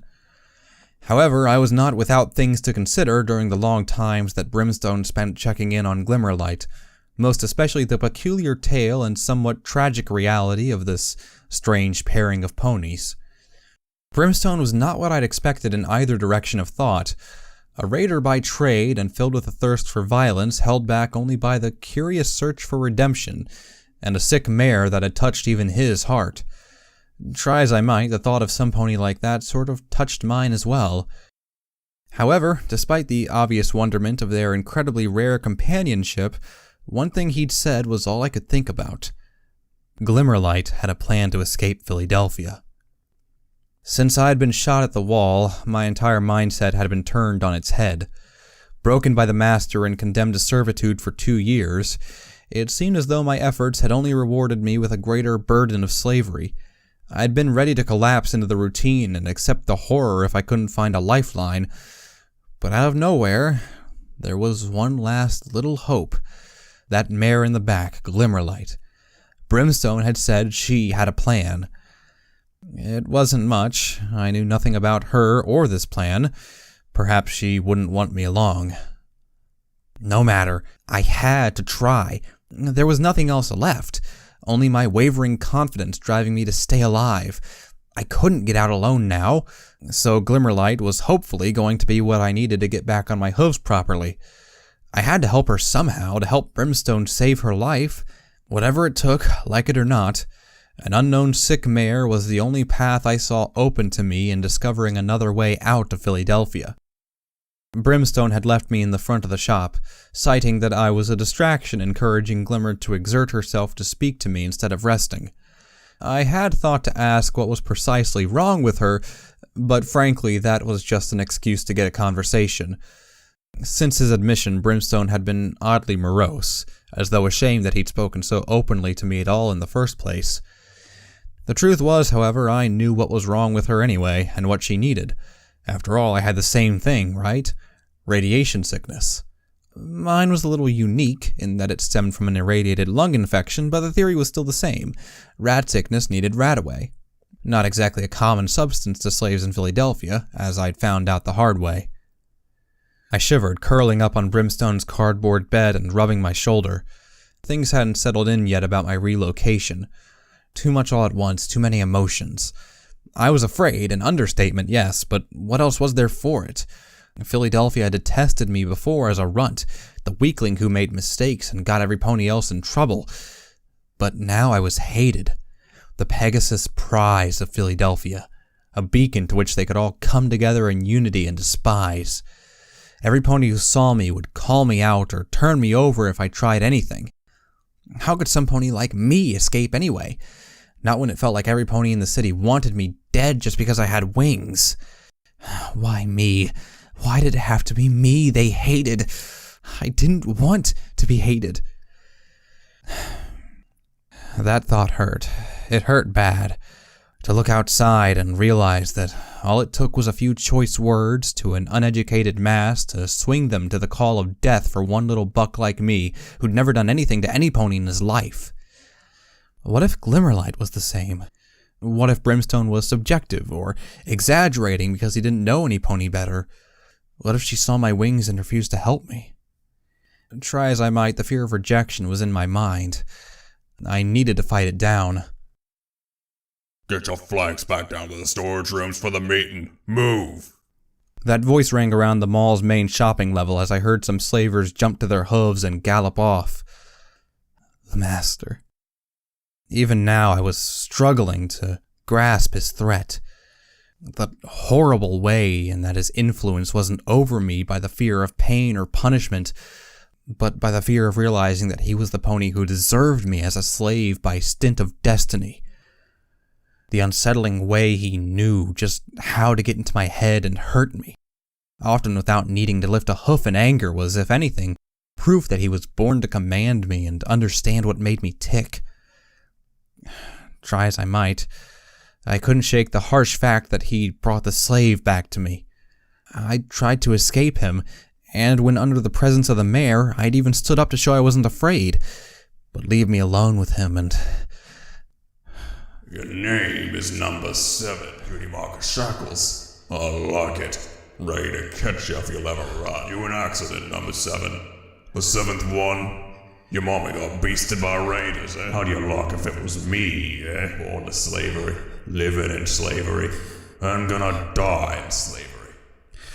I couldn't help but bury my head in my hooves. Where did I go now? What would happen? I wanted to help this mare, but it might all just go wrong again. A familiar fluttering sound made the hairs on the back of my neck crawl. Instinctively, I jumped on the spot, squeaking and clutching my scarred side. With a clatter of talons on hard concrete, Regini landed heavily outside Brimstone's cage, magical rifle drawn and glancing warily at the raiders wandering back and forth. With a snap, her beaked head swiveled toward me.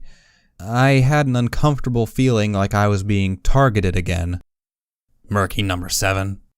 I nodded, hoping for Brimstone to reemerge at any point now. The master requests your presence in his office. Alone. Every muscle tightened. I wanted to run, but where could I go? We were locked inside this mall. Don't make me have to carry you, Flightless. I caught her smirk and the look in her eye. She nodded her head toward the cage door leading out of the plaza. I'll come. I felt a part of me yelling that I should be trying to delay her until Brimstone got back out. If Whiplash or Slit had been demanding me, perhaps I might have. But the master was different. Today, Merc. The Talon foot stomped into the shop, her voice of authority springing dormant instincts I thought I'd beaten into inaction. The master had beaten me in more ways than physically. I was beginning to feel like I had before the pit. I'm sorry, right away. Meekly, I got up and limped out toward the cage door. Regini kept her magical energy rifle held ready, the low-power sniper rifle that had almost taken my life slung across her back. Looking up at the griffin standing on her hind legs, a new wave of sheer envy crossed me in terms of size. Why did everything have to be bigger than me? Oh, stable dweller, where are you? To be someone who understands what it's like to be a midget. Follow me, Flightless. Make a move and I'll not miss your face next time. Again with a nickname, Flightless? That was just mean. As I followed the black griffin, I saw one of the raiders waving to me. Stopping only partially, he held up 3 of my feathers tauntingly before laughing hysterically. Shuddering and trying to control my emotions, I kept close to the griffin. Only as I saw the cage door swing open did it really hit me that I was due for more treatment from the master. The thin hallways gave way to a guard area made out of the old mall security rooms, and eventually stairs to the management and storage rooms on the upper floors. With every step, I found myself becoming slower and more reluctant. We passed from the staircase into an old staff canteen, where I was lethargic enough that Regini clipped me across the head with her rifle barrel to get me moving. The sting of the tap gave me a reason to move, but when we finally arrived down the dismal corridors at the thick oaken door, realization struck. This was an old manager's office. We were here. My legs jammed up, every instinct not wanting to go near him again. I couldn't face him again. Not again.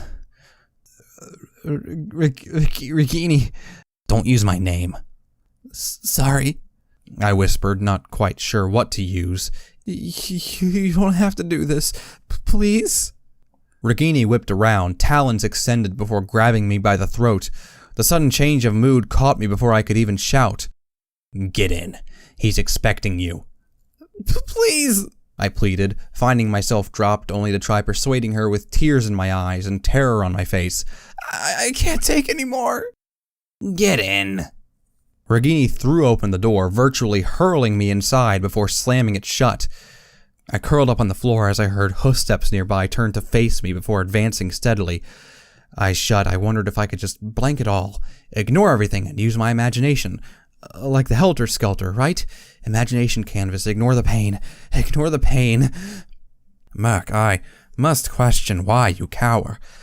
I assure you I will not harm you. That voice. I opened my eyes, rubbing tears away to look up and see the master that Regini had meant. Protege stood before me, holding a couple of books in his telekinesis with a genuinely curious look. That curiosity turned to slight confusion as I almost passed out on the spot with relief. I had wanted another chance to speak with you, Merc. I regret that we did not have much of an opportunity last time, although I had hoped that after being cleaned up and fed, your condition may have improved. I sat on the floor before his desk atop an old red carpet that perhaps once was thick, but was now faded and thin. Protege's office was, simply put, something clearly different from anywhere else I'd ever seen in Philadelphia. The old room had been renovated with either high condition or even newly remade objects, including a thick and ornate pre-war study table and large wooden bookcases, each crammed with a mixture of old frayed tomes and freshly printed thin books from Red Eye's industry. High-quality gem lighting gave an amber radiance to the entire area, while the large window had been reinforced and replaced to overlook the corrupted majesty of Philadelphia's industry. Between a couple of bookcases, a thick safe was embedded in the wall. I could see attached rooms, their flapping doors open, that led to an attached bathroom and 2 bedrooms. I couldn't see much, but one was clearly his own, and the other a much smaller one converted from a big cupboard. As polite as he was, even I could tell that big chart on the wall was the scheduling for sending us all to our deaths in stables and irradiated bunkers. That, and it was all a bit of a mess. Books lay strewn everywhere, over his desk, on chairs near the door, and even on the windowsill. I could see some even sitting on his bed through the doorway. The bulky terminal on his desk, another book resting on top of it naturally, also seemed to be peppered with small sticky notes to remind him of things. "Yes, this is indeed my home, Merc," he spoke with a thin smile, watching my head pan around. "Regini is a top-rate associate and bodyguard, but she isn't tasked to keeping many things in line. I do apologize for the mess." This nice talk wasn't sitting well with me. The black unicorn had passed back to the desk, sitting and leafing something in front of him, the pages completely hidden by a stack of papers near the front. Between sentences, I could see his visible eye scanning each page for a few seconds before turning to the next. "What did you want me for?" I spoke with a deliberate wish to break through the nicety. Protege raised an eyebrow, looking up from the book of interest. "No master for me? How unusual amongst slaves. Usually they'd be afraid of being punished for ignorance. But then, you are unusual to begin with, Merc, in more than one way as well. A Pegasus who tried to get over the wall to win the freedom he was denied by birth. There's a certain romanticism to it, don't you agree? Technically, I'd planned to go under the wall, but I didn't figure pointing this out would win me many points here. Try as I might, though, all I could remember was fear, pain, and blood. Nothing romantic came out of lying in your own gore, screaming for mercy from a griffin who shot you. I failed, you know this. Yes, Mark, but clearly I'm not alone in how I feel, despite what you think. His horn sparkled red, lifting what he'd been looking at. I almost rushed his desk from the spot. My journal. I could see the last image I'd drawn, that of a Pegasus flying free above the wall. Witnessing my clamoring excitement to get it back, Protege held up a hoof. Worry not, I intend to return it to you before you leave today. However, I have spent the last hour or so going through it. Images, drawings. It's such an interesting and alternative way of interpreting life compared to the words that I love so much. You seem to sketch from the heart, judging by the emotional nature of some of these. The pages flickered, revealing the last picture I drew from my subconscious before the pit, lying before my killer. Lowering the journal, he continued to flip and glance as he went backward through my life as told by pictures. I was somewhat glad he'd hidden it. I didn't want to see what I'd drawn while under the influence of slave indoctrination. You also seem to have a certain appreciation of shape and form as well, particularly with regards to ponies. You seem to be rather observant of all angles on them. He'd been flicking through all my pictures? Protege looked up. Was that a knowing smirk or just normal for him? Merc, why are you blushing? I'm not. No reason, just nervous, new place and stuff. I see. Not letting the smirk die, he sat the journal down before crossing his hooves on the desk. I tried not to headbutt the floor in an attempt to feel less embarrassed. Well, judging by your environmental pieces, you've been around a few places before here. A slave all your life. It's not fun, is it? I shot him a look, shaking away the blush. I really needed a second sketchbook just for myself, and gave him my best "what could you possibly know" look that I could. If he cared, he didn't show it. Instead, he smiled, returning to his own books.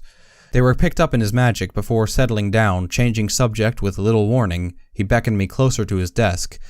I sat before it, like I did with Wicked Slit. I must admit, I was rather disappointed to hear that you'd been denied the opportunity to learn reading and writing skills. Almost tragic, really.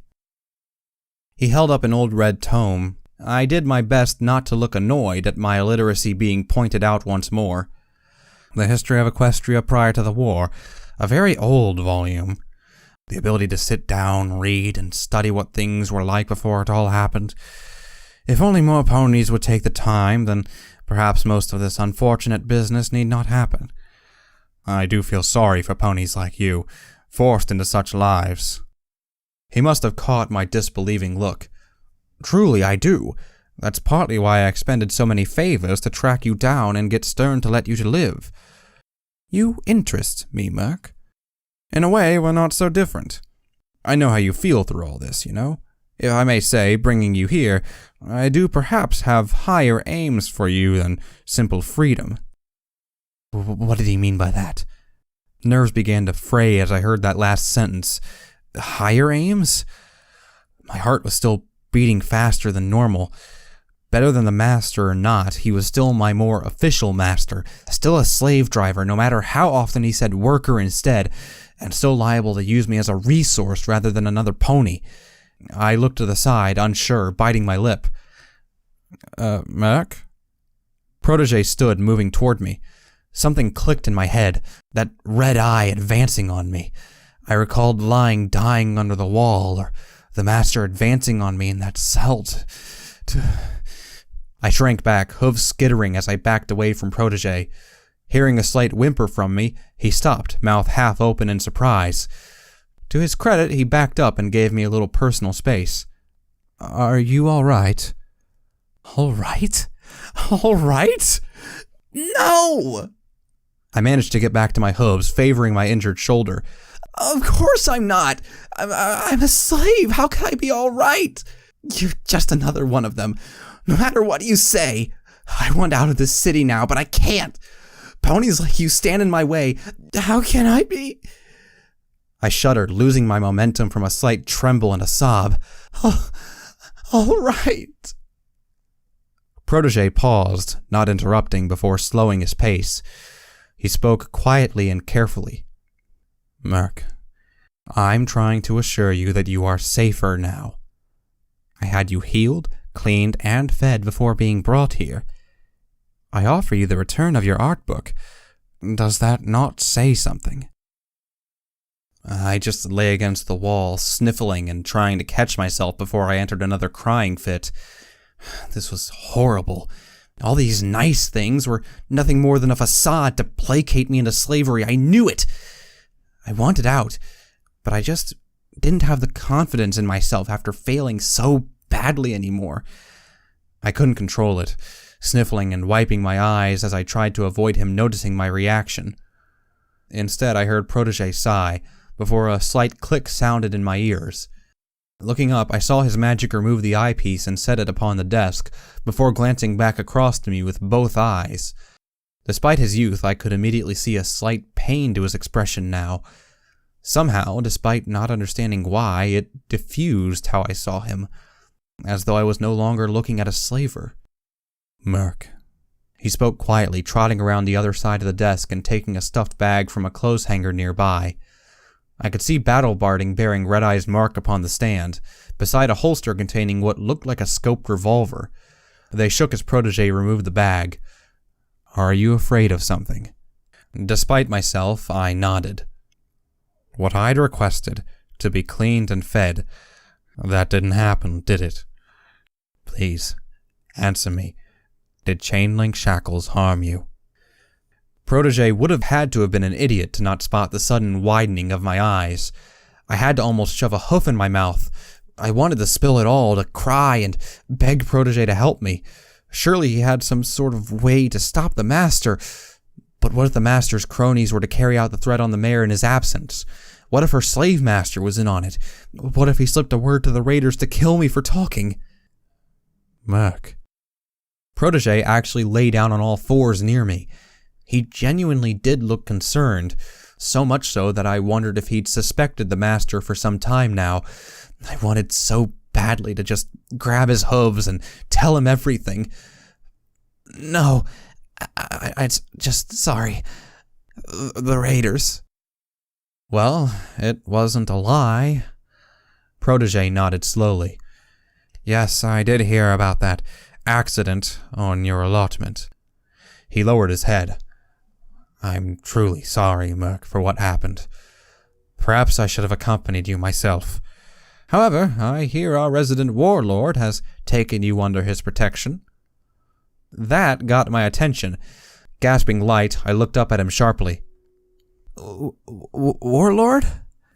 Yes, if I'm not mistaken, Brimstone Blitz was the pony who saved you.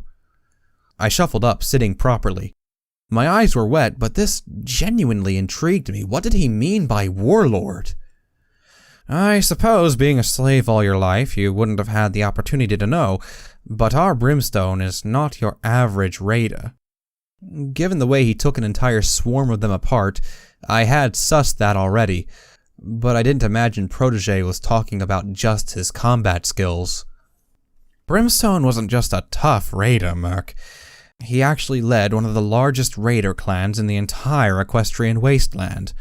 The Great Raider Warlord. The Dragon. Brimstone Blitz. For the last 40 years, he and his group, or clan as he says, laid waste to a significant portion of settlements. They were something of a thorn in the side of even the larger factions, Master Red-Eye included, as well as other raiders. He would discover them and often challenge their leader to one-on-one combat for leadership of the tribe. He never lost once, and believe me, Merc, his ferocity was legendary amongst those savages. But at least to me, his most heinous act was the destruction of Ponyville. He turned to a large and frayed map on the wall near the window. His magic levitated a feather to point to a small town near a large forest. Settlers had finally begun to restore that place into a little haven when his clan descended. Such a pity. It has such historical significance, that little town. The megaspells and poison were bad enough, but if you go there now, all you'll find is devastation and whatever raiders were left over from his clan's passing. I wasn't really listening too closely. All I could think of was the massive earth pony and seeing him at the head of frothing and screaming raiders as they descended on a settlement. How could such a beast become what I'd just witnessed? How he changed is rather interesting, albeit unknown to me. After Master Red-Eye captured him as an example to the wasteland, he seemed to be rehabilitated by the work here. Possibly the only pony I've seen that happened to, actually. It's a great pity he refuses to tell me of why or how. Not that I'm complaining, of course. Protege let out a small laugh. I'm rather glad of his presence to help keep those raiders with him under control, if only by fear. He was an exemplary worker, probably my best. I glanced back at Protege's bright red eyes sadly. That word, worker, still stung badly. Was that what I was now? An enforced worker? All the same, I felt calmer for the discussion. Protege was speaking to me as though we were equal. Despite myself, I couldn't help taking at least a little comfort in it. He got up, trotting backward. I should stick close to him if I were you. His protection, even in passing, will aid you on your quest significantly. My what? Seemingly pleased whenever I actually engaged in conversation, Protege nodded. Your journey, Merc. 2 years stand before you, filled with tasks to overcome in service to Master Red-Eye. You can earn your freedom, improve yourself as a pony, and help Equestria all at the same time. His eyes narrowed. The smirk turned to a proper smile. Isn't that what you want to do, Merc? Isn't that what she would want of you? She. Okay, that was it.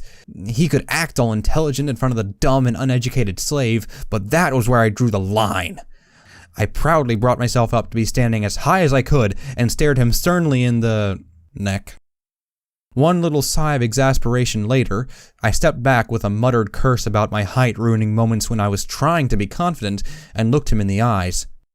My voice wasn't designed to sound big and imposing, but Luna, damn it, I was gonna try. He wanted me to try to talk as an equal about what inspired me to run at the wall. Well, fine. He'd get it.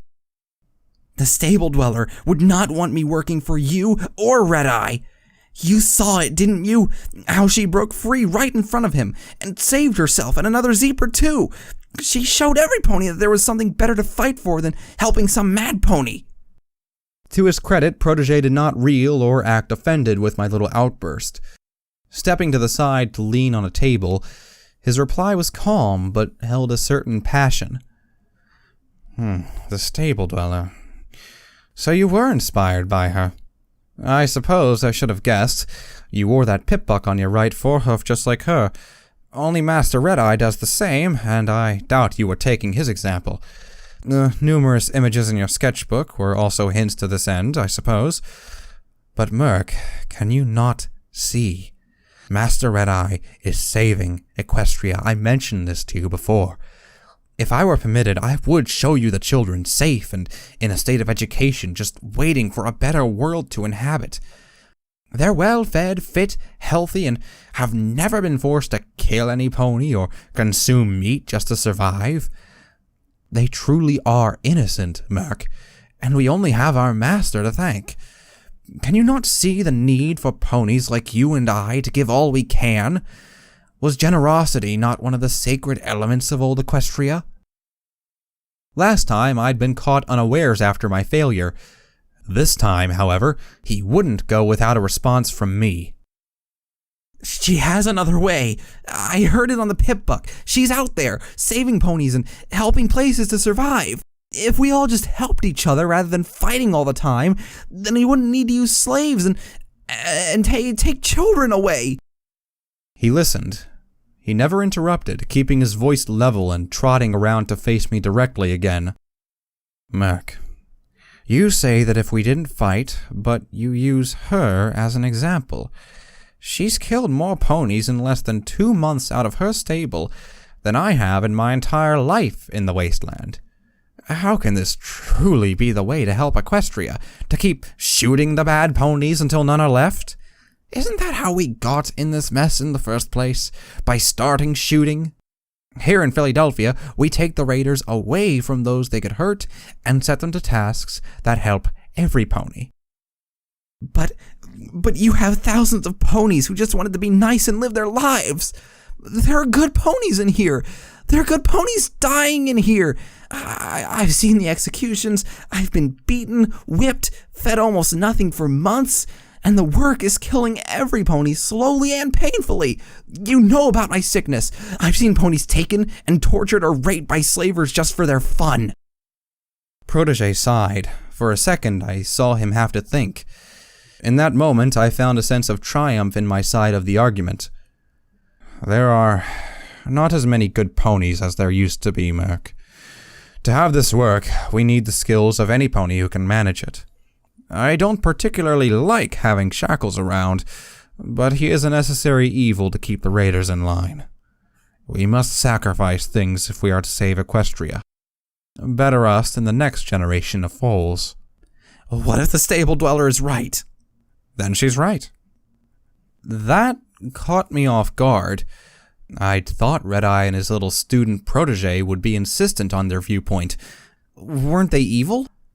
Master Red-Eye possesses, and has taught me to have, humility. If she is right, and we are wrong, we will gladly aid her cause. Interestingly, Little Pip and Master Red-Eye do share one common goal as of the moment, you know. Wait, who was this I remembered her size. She'd been about the same height as me, if slightly better fed.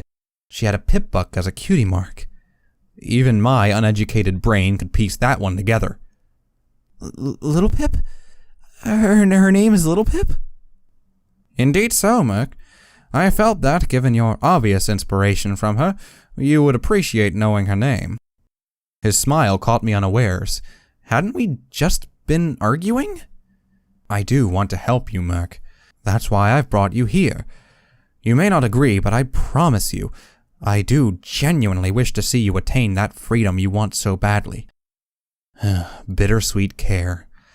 I shook my head sadly, probably looking a little dejected, but he was my master. It sort of came with the expectation. I couldn't keep the saddened plead from my voice. Then why can't you just let me go? I'm useless to you. Useless? He laughed. Please, Murk, you do injustice to yourself. I'm sure you have it in you to overcome the odds when given a little encouragement. I have confidence that you will be a good worker for me. Do not feel I am unapproachable should you have any problems.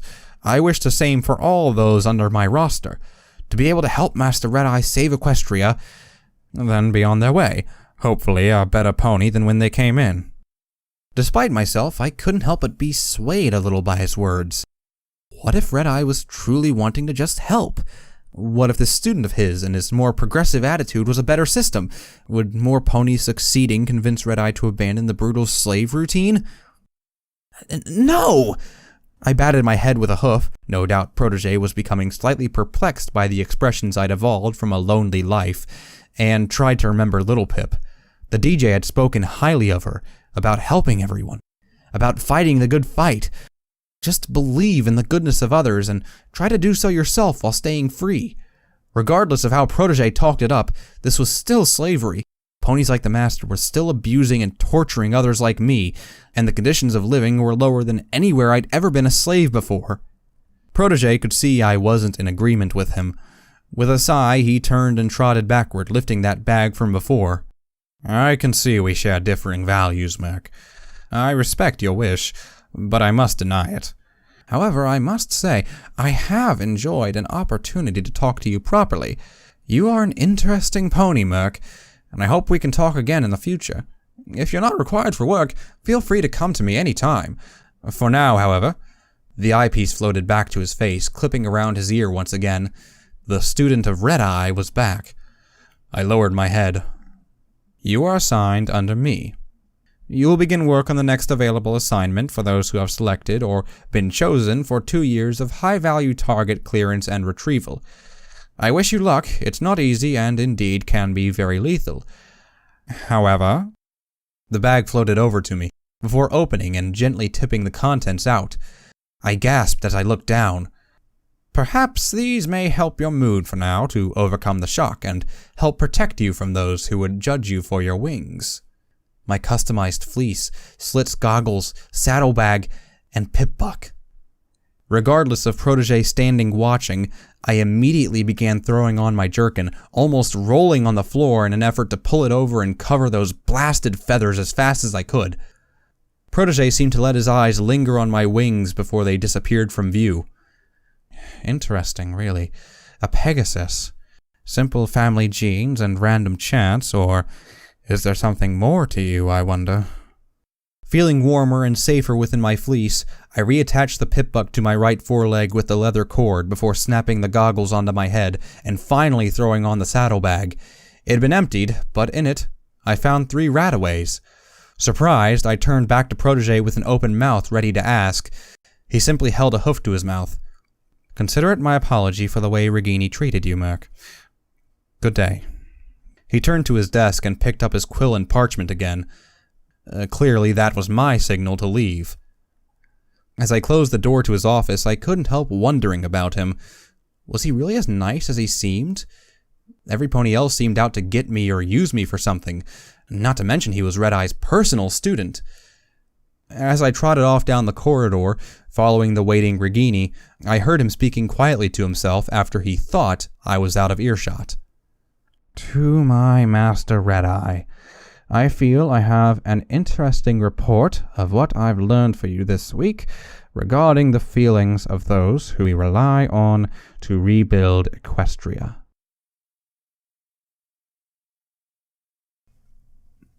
The moment I was past the cage door, I galloped for Brimstone's cell. It hurt my shoulder terribly, but I knew exactly what was going to happen. Hey, Pegasus!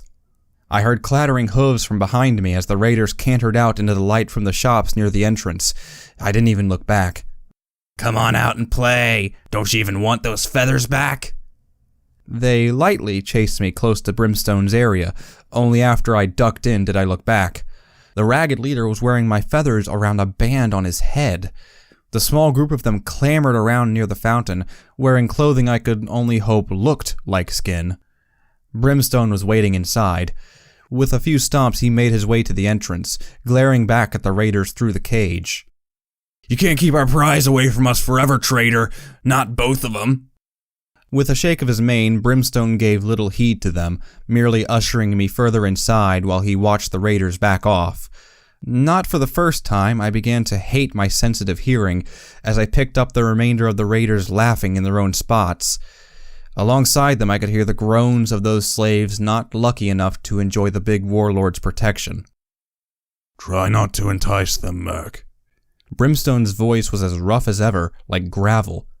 The guard, Shackles, and I keep them in line as best we can, but they're just waiting to let all that aggression out on some pony. You can't pen raiders up. But I didn't. You appeared. For them, that's good enough reason. Really, I didn't know what to say, but I got the hint. Stay hidden, stay low. I'd heard too many tales of what raiders would do. Torture, rape, cannibalism, and everything in between. I'd almost been their toy earlier. Look, Brimstone, I got something for her.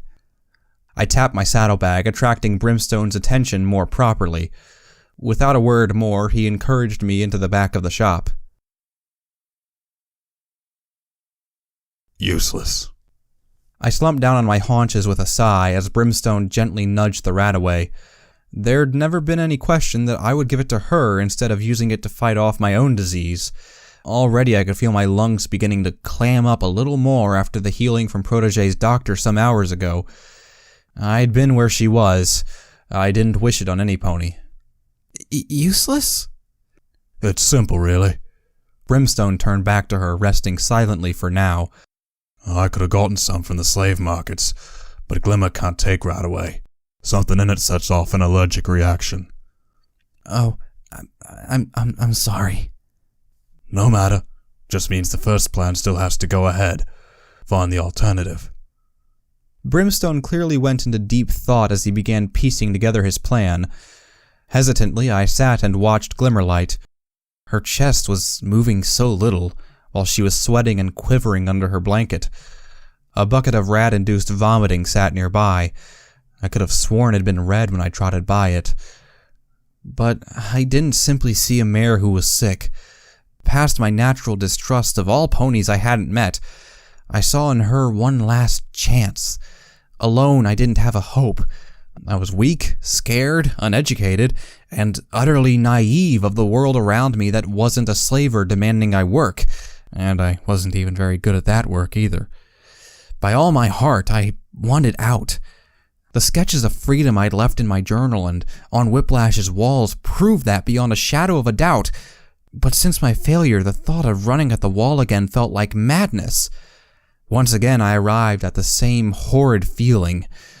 I was exactly what I'd been like before the pit again, too afraid of repercussions and punishment to have the courage to do it.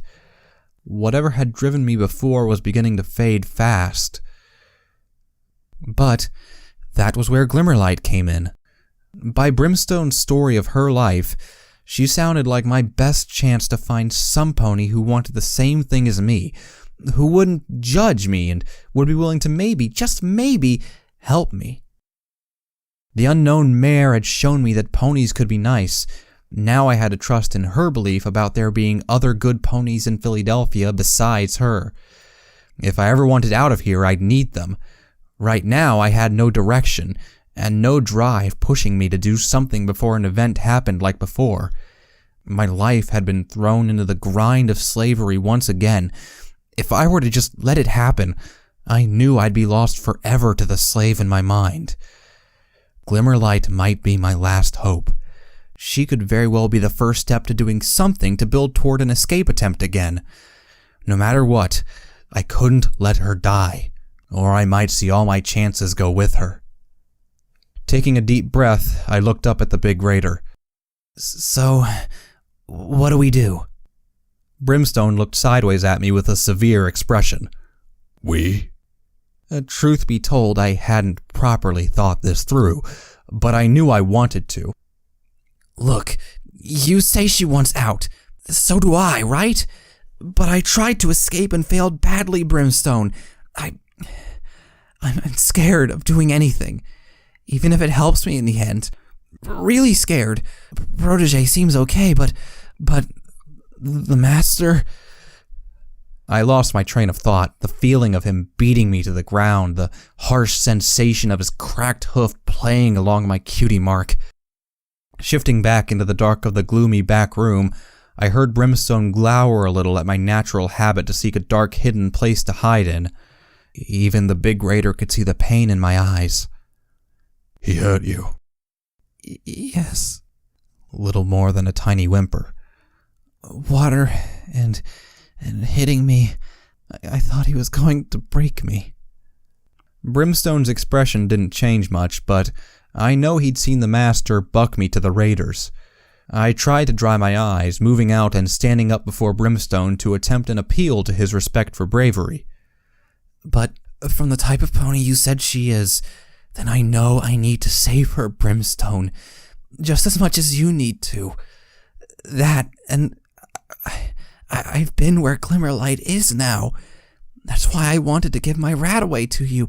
I knew I'd want someone to do it for me. Still, that stone-faced expression didn't move. For a good half-minute, he simply stared at me before shaking his head. Oh, I must be getting too much of a softy these days. Alright. You could come in handy anyways. If you could get to the wall, you can clearly stick to the shadows. But know this. Like before, if I feel like you are ever threatening the success of this, then you can trot home and explain to Protege yourself. Understood? I gulped, wondering just what I'd gotten into. Okay, so what are we doing? His plan was remarkably simple, yet fraught with intense levels of danger. There was a renovated hospital near the Philadelphia crater edge, just outside of the exclusion zone. Due to the ambient radiation, however, it was often more used for important slave workers rather than any of Red Eye's group. As such, it was a lot less defended or guarded, and held overall less medical supplies than those closer to the hub of the city. Brimstone explained the name to recognize it as the Hearts and Hooves Hospital. Of course, I'd never be able to identify it by words alone, so he had said he'd simply point it out instead. I had asked why Protege hadn't gotten any for her, but the answer was simple. Glimmerlight didn't qualify for rare stocks, even with Protege's influence. As such, Brimstone was simply aiming to find and take whatever stock they kept. How we got there was most interesting. The cell had a back door that was jammed shut. It led to the outside, an old delivery door apparently.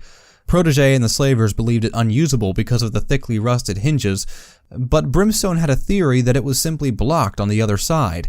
With a little clearing and his strength to push it, the door might open. The problem was clearing it. He was heavily guarded whenever taken for a work detail due to killing guards in the past. As such, my part of his plan was to crawl through the air ducts and drop outside, then clear the doorway.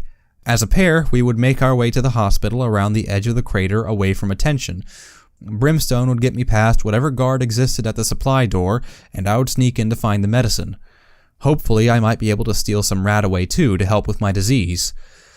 I didn't particularly like my roles, if I was honest. Sneaking through cramped air ducts in pitch blackness, skirting a balefire crater, and sneaking into a place I didn't know to find something I probably couldn't read the name of didn't feel too reliable. Of course, there was another problem. Me. Today had not been easy. I was still partially a nervous wreck, held together only by a mission to achieve and the fact that I possessed my journal and pip-buck again. But even with my fleece again, I had a horrible feeling that every pony would still recognize me and know I had wings. Even as I sat flicking through my journal, waiting for Brimstone to give the go, I gazed almost longingly at the sketches I'd done of myself without wings. I was tired. Oh, so tired. If I closed my eyes, I began to sweat in a fear that the master would be the one waking me up. Sometimes, if I saw Brimstone in the darkness of the store's back rooms, I would yelp in fear and turn to run, before I remembered that it wasn't the horrifying form of the master. The closest I took to solace was glancing at Glimmerlight. Even while sick, she looked somewhat peaceful. Her white coat would have shone had it not been coated in the dust and dirt of slavery. But her short two-tone pink mane still held so much color. Briefly, I felt regret at only having charcoal and not colored chalk to draw with. Really, I was only seeking distractions from the real problems. How could I do this? What had I agreed to? Brimstone had let it known that if I wasn't up for it, I was getting left behind. My shoulders ached, I was sure I'd caught something from the freezing water of the hose, and my mind was a mess trying to stop the indoctrination of the slave from controlling everything I did again. Only my drawing was keeping me ready to do this at the minute. I sat in a corner of the back room, using the flickering light from my pip-buck to lighten up my journal. Muttering my mantra in my head, lines became curves. I sketched out the first thing that came to mind. Imposing and terrifying, Brimstone Blitz stood over the weakened form of Glimmerlight, steadfastly protecting her against anything and everything that dared come his way. Even as I drew it, an envy crept in. I found myself wishing I had some pony so determined to help me as that. Some pony to watch over me. Well, there was the mare, but destiny seemed determined to separate our paths at every turn.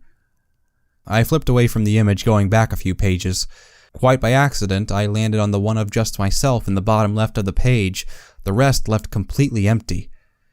Looking at my smiling face, I tapped a hoof against the paper, almost pathetically, really. I wished I could be that pony. The one who seemed to be laughing through that big, grinning smile, his wings spread proudly to either side of his body, worn openly. Who was I kidding? Dreams and fantasies, that's all I drew. I was no free pony, just a Pegasus too scared to show his wings for the judgmental hate he would receive. I was even afraid of ponies on my side. Merc. The rough voice was spoken just loud enough to not wake Glimmerlight. I saw Brimstone looming in the darkness. It's time.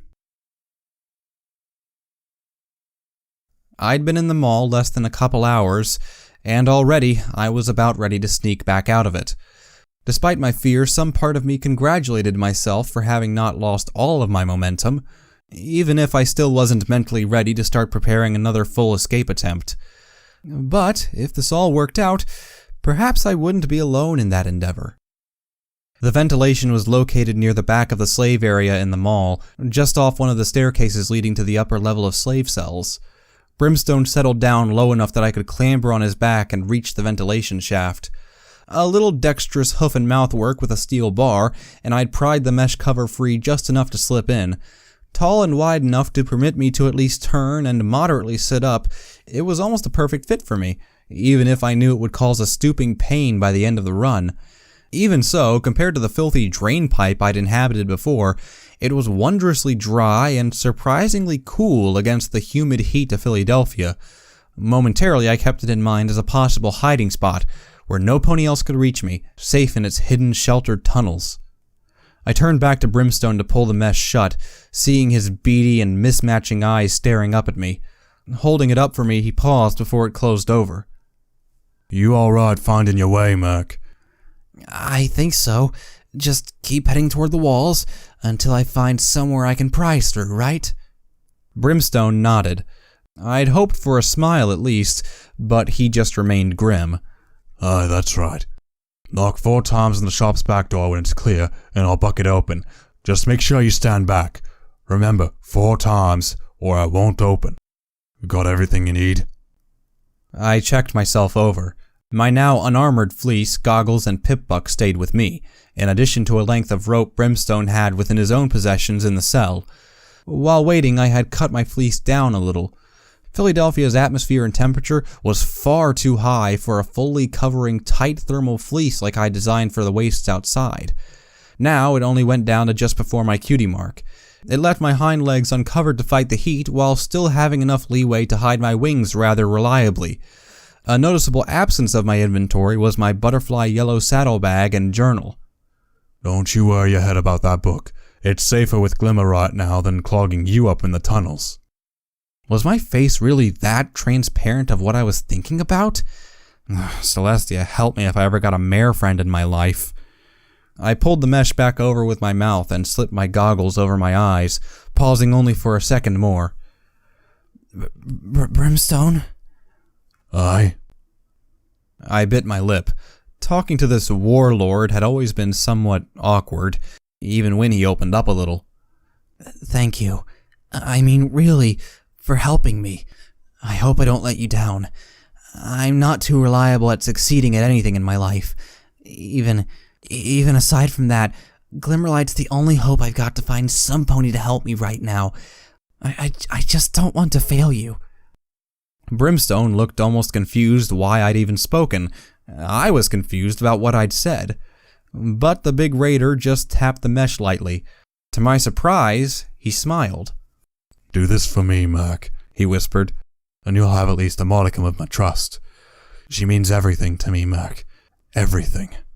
Not many ponies would even try to help the way you're doing. I'll try. Good. I'll wait in the shop. They're trying to get bucked off another balcony without me around to raise some hell for you, okay? I could swear he was grinning as he turned and trotted away from me. Taking a deep breath, I turned and crawled away into the vent systems. The thick darkness ahead of me made my skin crawl, but I couldn't help but feel I wasn't quite out of the saddle yet for finding a way out of this nightmare. Time to go save a life. A life who could possibly end up saving mine in return. There were many ponies I had to thank in my life. The stable dweller, Brimstone, the mayor, my mother, the DJ, even Glimmerlight already for having smiled at me, and being a gold to me in these times when I feared I might lack a direction. But right now, Sundial was the one directing light into my life, quite literally. His pip-buck's flickering and half-broken torchlight was about the only thing keeping me away from a panicked state of claustrophobia. Sometimes I wonder, did that word mean I had a phobia? I hope not. How are you meant to tell? How would I ever tell? I was scared of my own... I dived away, rolling and curling up as I saw the shadow of some pony else crawl... Oh. Well, didn't I feel like an idiot? What could I do? I was nervous, trotting along a hoof at a time and almost pitch black. Of course I was jumpy. I honestly didn't have a clue where I was. On rare occasions, I'd passed a vent going downwards, sometimes with faded light drifting in from the room below, but I didn't recognize them. The creaking and often haphazardly bending air duct seemed to threaten to collapse at any time, and worst of all, I heard things, skittering noises and clicking from down other tunnels. After the drain pipe before, I didn't dare imagine what little horrors lurked around in the darkness, waiting for an almost blind pony to stumble across their lairs. Often I'd had to turn back from a route after the duct had gotten so thin I could barely crawl under it. Why were some bits pony-sized and some not?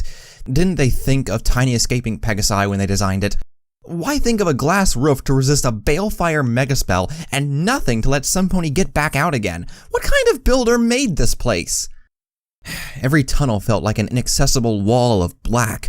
I wasn't making any progress in a quiet and terrifying environment like this.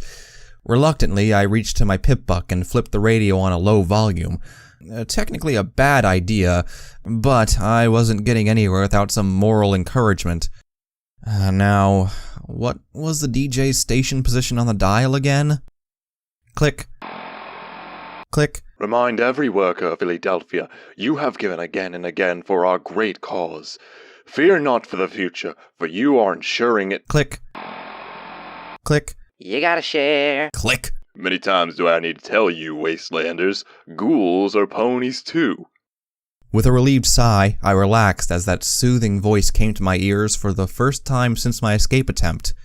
Something about that familiarity, that informal intimacy of just me and his messages helped give me a better feeling that I wasn't alone in this dark and dreary place. Hasn't our resident muffin-loving trader showed you all something? Well, let me set the record straight once and for all. A ghoul is just a pony without the hair and skin, with the added ability of being more or less immortal, as far as we know. Making better progress with the comfort of sound to only my ears, I felt happier about this mission. I could see a small bit of light up ahead, perhaps some place to get my bearings. They feel, they care, and they hurt just like any of us. So, next time you see one, do old Pone 3 a favor, will ya?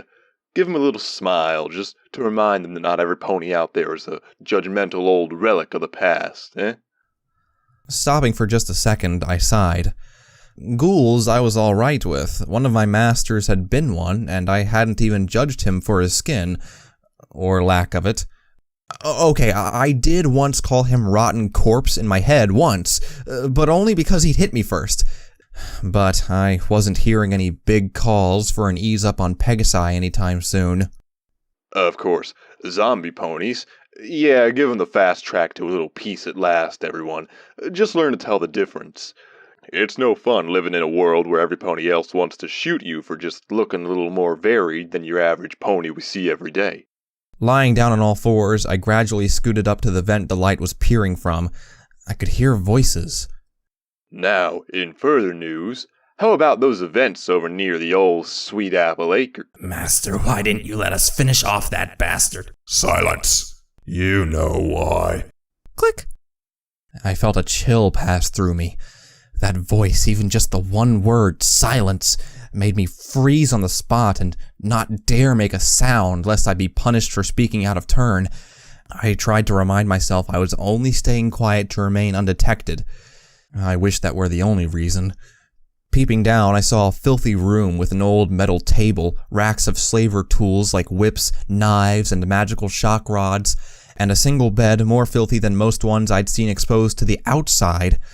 Against the wall, there was a single door to some retrofitted cupboard. I couldn't see much more, although it seemed relatively cluttered with random bits and bobs. But I had a single chilling thought as I looked in from the vent above the bed. This was his room. I could see the master standing behind the metal desk, while the raider he was talking to was out of sight. I was shaking so much I could feel my loose tooth rattling. Part of me began to worry it'd fall out and give me away. That Pegasus bastard can offer much more than just one quick event to me, Raider. I'm a slaver. I don't make my life by killing those I have control over. Not how we do things. The voice was uppity. The master cut him off with a growl. Get used to it. How you do things doesn't matter in here to me. I'll have plans for him the moment Protege isn't around to do his best little student act. That little green buck is mine. You just keep me informed. That's all. I was shaking. Part of me wanted to drop down, give myself up. The slave spying on his master was wrong. Disgusted that my mind even still responded to him, I cursed my indoctrination and tried to fight the urge. Thoughts of a dying unicorn on a sofa were enough to solidify my thoughts for now. Concentrate on the goal, not on slavery. Instead, I reached out, stretching over the vent to try and get a look at who the informant was. When we were out there with Brimstone Blitz, Raider, I don't care. The master's voice had dropped. I still couldn't see the raider.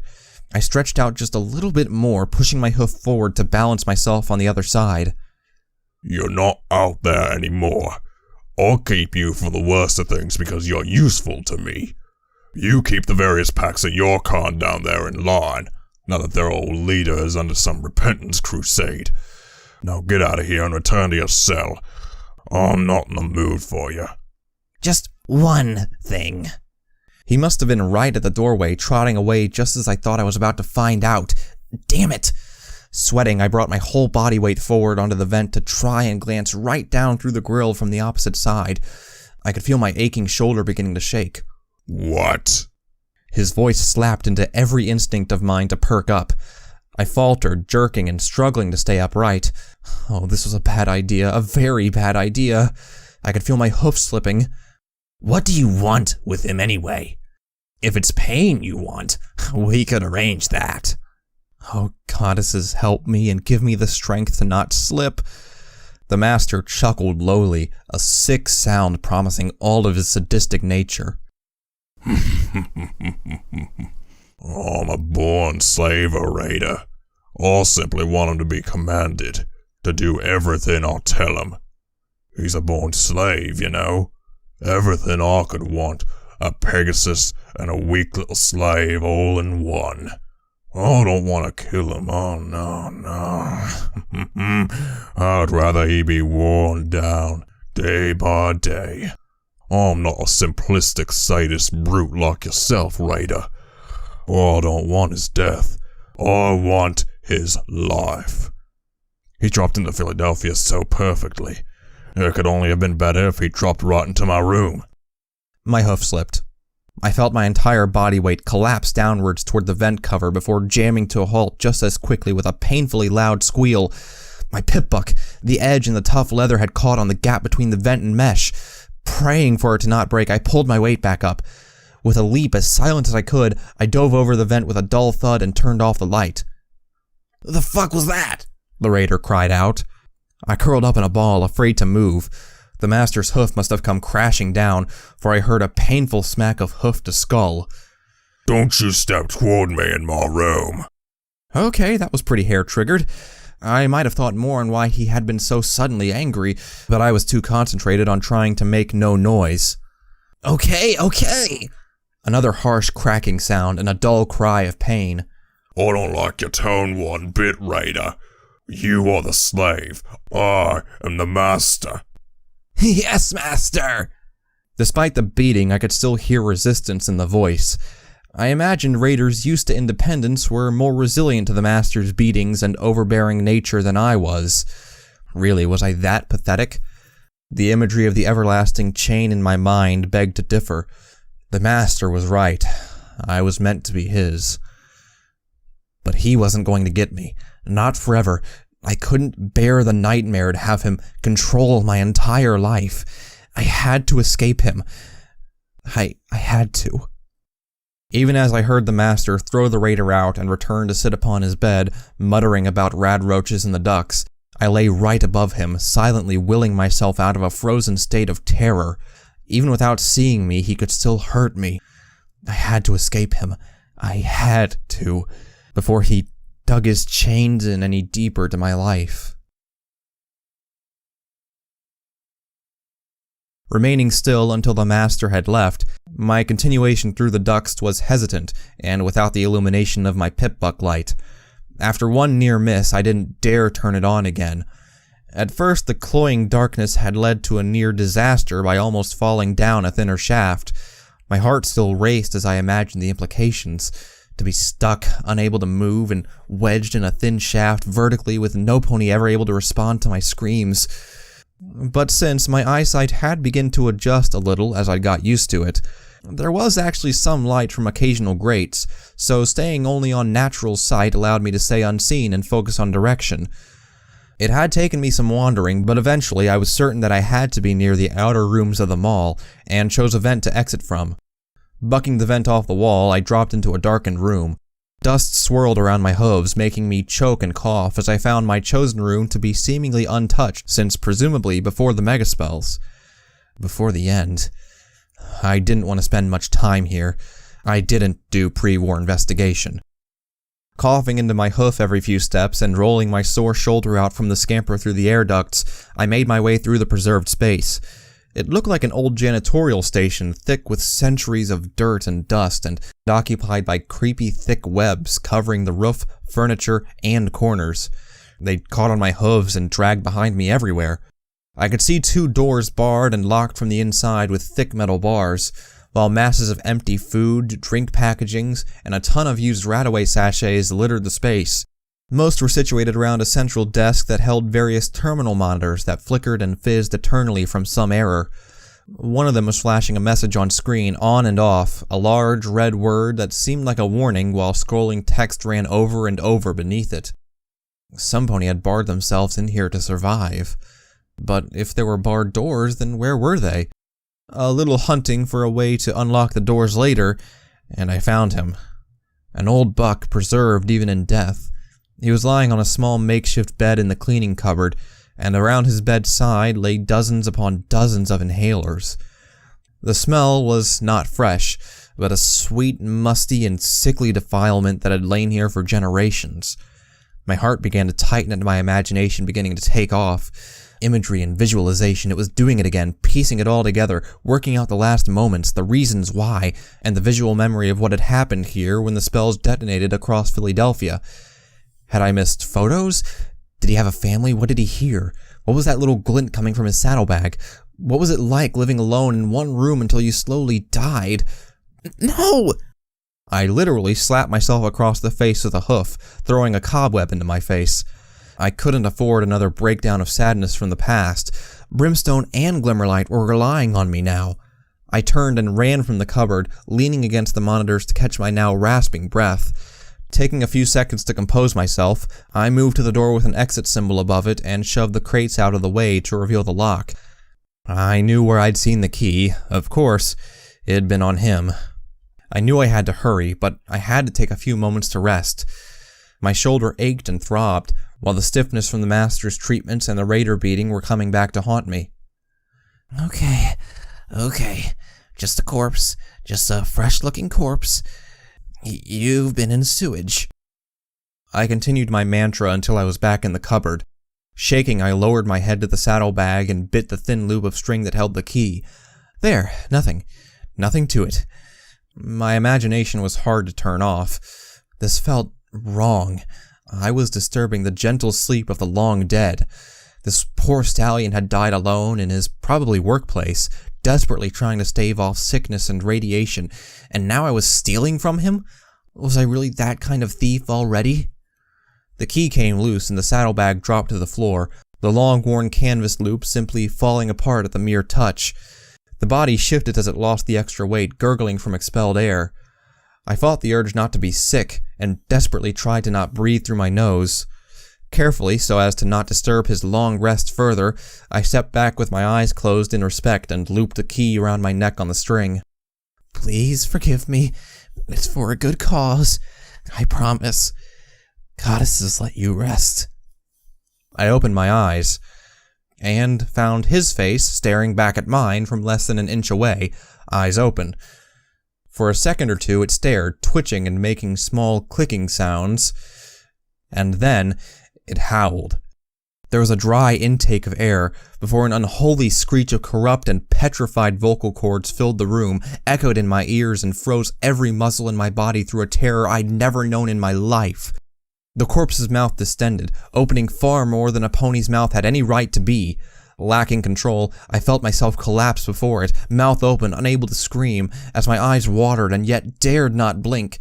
The corpse began to thrash with spasms, with old muscles long underused coming back to life in necromantic horror.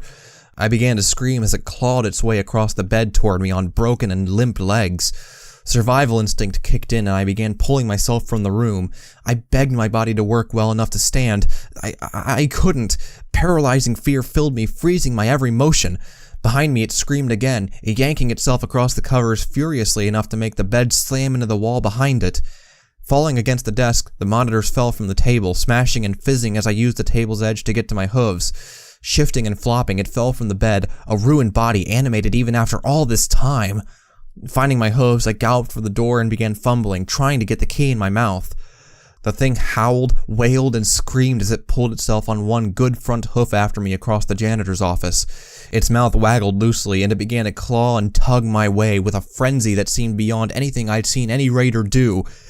Come on, please. I almost dropped the key before working it into the lock and turning it.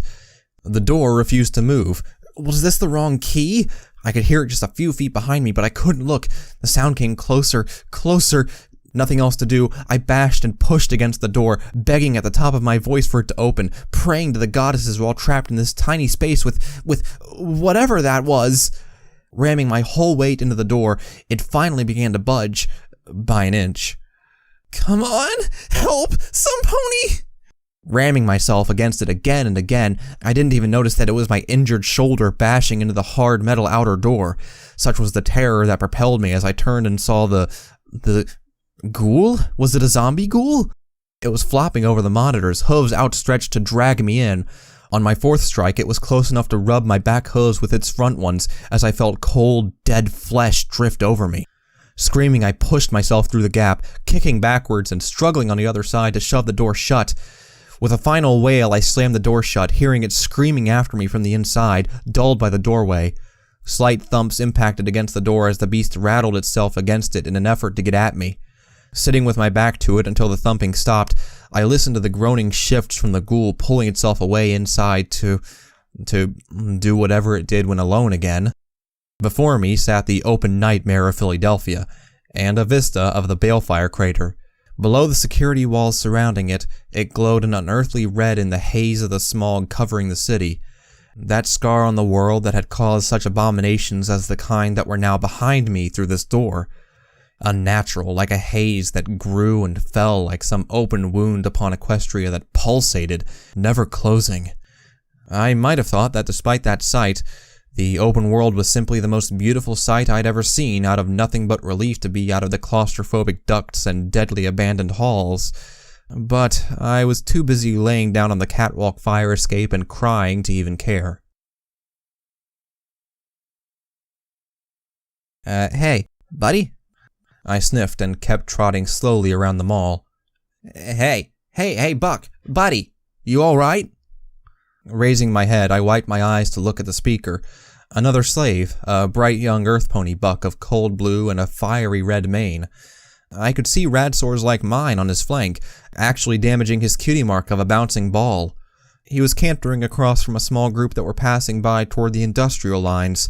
The rest didn't stop. What's wrong? I've seen upset slaves, and then there's you. He seemed to have been on his way to some workplace, judging by the slip tucked into his clothing. Some slavers gave them to slaves to deliver to new workmasters with instructions. He kept trying to walk in front of me as I plodded along, looking for the doorway to release Brimstone. I'm fine. Forgive me, buddy. You don't look it. I cast him a stronger look. Not that it said much for me. He seemed nice, but I was just too tired and fragile at the moment. Hey, sorry, just asking. Stopping and sitting down, I rubbed my eyes and sighed. Perhaps I'd been too harsh on him. How often did a slave ask to help anyway? No, sorry, hard day. More than most. Accepting this, he settled and nodded, wandering around to face me. I hear you. What's your name? Murky. I muttered it, fearing if I spoke too loudly, the crack in my voice would be too obvious. Flippy bit. Glad to meet you. Could have sworn we'd been near each other on shifts, you know. I'd remember a pony as small as you. Gee, thanks. He was right, though. I didn't tend to remember faces. Before I'd been woken up by the stable dweller, I'd simply existed as an ongoing bad dream, not paying much attention to anything. That said, the bright blue face of this pony did ring a bell. He didn't miss a beat, filling in as I stayed quiet. Us slaves, you know. We need to stick together, buddy. Support one another to get through this as best we can. After the horrid encounter minutes ago, the sound of some pony saying things I could agree with was an unimaginably thankful thing to hear. Almost surprised at myself, I allowed my head to turn to him with a smile. Yeah, slavery isn't great. I've only gotten this far because of the help others gave me, Flippy. Gonna get out one day, though. I gotta. High order for yourself, Murk. Gonna take all us with you? If I could. After a wary moment, I caught his smile grow bigger. He giggled, and I felt compelled to do the same. Before I knew it, we were laughing. There was something simple here, a genuine little acknowledgement of a shared hardship that I rarely received. The mare was so different and determined for her place in life to change. Brimstone was, Brimstone, but this Flippy bit, he was just normal and friendly. You know, Murk, I know I recognize you from somewhere. You ever work the Parasprites? Wait, Southern Wall Reinforcement. Nope, sorry. Then where in the hell do I recognize you from, buddy? The riots? Never mind. Hey, your fleece, what's it made of, cotton? His voice changed. That last question had been rushed. I'd heard his train of thought change mid-sentence. Why was that? Feeling a little unnerved, I spoke quietly. Yeah, kinda acquired it from the thresher. I see. Seriously nice fleece, though. He reached out, stroking it with a hoof. I made to stand up and move away, but with a sudden movement, he pulled it up even against my offended shout. A second later, he was on his hooves. The friendly smirk was gone, as my wing was on full display. I knew it. I knew I recognized you. You're that Pegasus. My mouth hung open. I wanted to just plead, please just forget about them. We'd been getting on. We could have been friends. The scowl came back to his face. I recognized him at last. He'd flung the half-brick at me in the parade off of the lasso. You don't have to hate me. You? It's not you, it's all of you. What do you think you're doing down here, taunting us all with your wings? Why don't you just fly away? I bet that's what the pip-buck is. It's for spying, isn't it? Oh, I can't fucking believe I was being nice to you. He reached into a small pouch, and to my horror he drew a craft knife. I began to back away, my heart thumping hard. A spike of adrenaline at the danger made me shiver. I couldn't handle this, not today. You've all got food up there, don't you? My Nana told us the stories. You left us to starve. She told us how they tore up her hilltop home. They shot her husband for going to pick flowers from the summit. Flippy, please! I'm not from there! I can't fly! You're just lying. Stop it. If I know one thing from growing up, it's that Pegasi are all the same. They all act shifty, don't they? That's what everyone says. I knew if I ever met one that my mama and papa would be right. Taking the knife in his mouth, he flew at me. Squeaking, I fell backward and rolled, narrowly missing the slash from his mouth-held weapon. I'd just faced a zombie. I wasn't going to freeze here. With a scrambling of hooves, I upped and galloped off, hearing him chasing me with the knife swinging around his neck on a small leather line. Diving over a heap of scrap, I used it as a barrier. We're not all the same. It's just how I was born. I didn't ask for them. Stop lying. He galloped and dove over the scrap. I screamed over my back while I galloped as fast as I could, but I was limping every few steps, losing ground. I tried to convince him, but it fell on deaf ears. What was wrong with this world, when ponies were being born and cast as slaves, raiders, and bred into hate because of the sins of some past generation? The chase continued around the back of the mall. Only one thing came to my mind: find the door and get back inside with Brimstone. He would frighten Flippy off. Spotting the door, I began to gallop for it. Or I did, until my injured limb gave out with a sharp, jabbing pain. Rolling onto my back, I saw the knife descend, and even while shouting in panic, got my pip-buck in the way of the blade itself. The jarring impact knocked both of us flat to the ground where hooves began flailing. Hoof-to-hoof combat was never a particularly clean affair, given more to throwing yourself in with luck and guts. I apparently had neither, but it was enough to find one of my hooves connect with his mouth and knock the knife out. In return, I felt him pound on my chest, driving the wind from me. Scrambling, we separated even as I dived back at him again. I couldn't give him time to retrieve that knife in his mouth that hung around his neck. Rearing up, I tried to emulate what I'd seen Brimstone do, and use my front hooves to slash and strike. Flippy was faster, diving forward into my midsection and taking us both down again. Rolling, I swung him off to one side by tucking my side in to stop him from getting a grip. Hearing him curse about my lack of size to get a hold of, I took the opportunity to limp as fast as I could for the door. My heart leapt as I saw it was only kept in place by a few metal pipes that had fallen from the overhang above. Although enough to stop it from opening, they shouldn't prove much of an obstacle to shift. Simply barging into one and yelping at the shocking impact down my back, it fell to the side. The second fell away with it. Putting my back to the third, I began to push, even as Flippy caught up with a stinging blow to the shoulder. Crying out, I went down. Damn it, why couldn't you just stay away from us all? Your kind chose to save yourselves at the cost of betraying all of us. You brought this on yourselves. Struggling, trying to shift back while keeping my hooves raised, I shook my head. Flippy, why do you have to do this? I don't want to even know you, never mind harm you. I'm not a cloud-born pagan.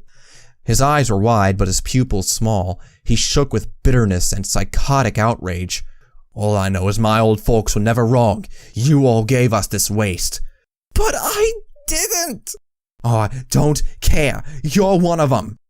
I didn't understand. How did a couple of wings make such a difference? It didn't change who you were. I saw him raising the knife, even as I pushed the third pipe away with my front hooves and desperately rolled to the side as the knife clattered off the ground and away from his mouth. I leapt for the door, hammering it so hard my hoof stung. How many times was it? 3? Yes, it was 3. 1, 2, 3. The moment I was done, I felt Flippy dive for me a second time, his front hooves grabbing me to try and bring my neck up to slit. A horrid moment passed as I felt the cold metal slide lightly against my neck. Why wasn't the door opening? We struggled, thumping into the door one more time before I finally was thrown to the ground painfully, mewling in pain as he stamped a hoof on my shoulder to keep me there. Lying at the side of the doorway on my back, I felt Flippy round off and take the knife in his mouth. He walked in front of the door toward me, a baleful look in his eye. Brimstone bucked the door open with a force that defied belief. Trotting out, the massive earth pony looked around before settling on me. Merc, what happened? Brim, behind you! My warning seemed to fall on deaf ears as the raider warlord turned nonchalantly. Nothing happened. With an annoyed glance that told me to stop shouting, he closed the door again. Only then did the lifeless body of Flippy Bit fall to the ground, his neck broken from being struck by the door. Hate. I'd been disliked and mistreated all too often, but I'd never experienced hate until I came to this city. He hadn't just hated me or my wings. He'd shown a real, underlying, and educated hate against anything I stood for, minuscule or otherwise. So many ponies had done the same thing this morning while they pelted me on my parade from the master. He hated Pegasi too, to the point he wanted to ruin my life. The raiders had wanted to pull my wings off. Regini had called me flightless. Even Brimstone admitted he hated the Pegasi. Out in the wastes, the distrust was bad enough. In here, where Pegasi were seen as a convenient target for hurt slaves to take out their frustrations on, it was terrible. I'd been running ever since the pit. From my slave life, from death, from the master, and from the opinion every pony had of me, just because I had feathers. But the truth was, I'd been running all my life time and again from master to master, fellow slave to fellow slave. Even while covered, I knew I couldn't get too close to most ponies. I hadn't been exiled from the clouds, but their deeds still cast upon me in the hell beneath them. I was no Dashite, but I was an outcast all the same. No longer could I handle it. These wings had been useless to me.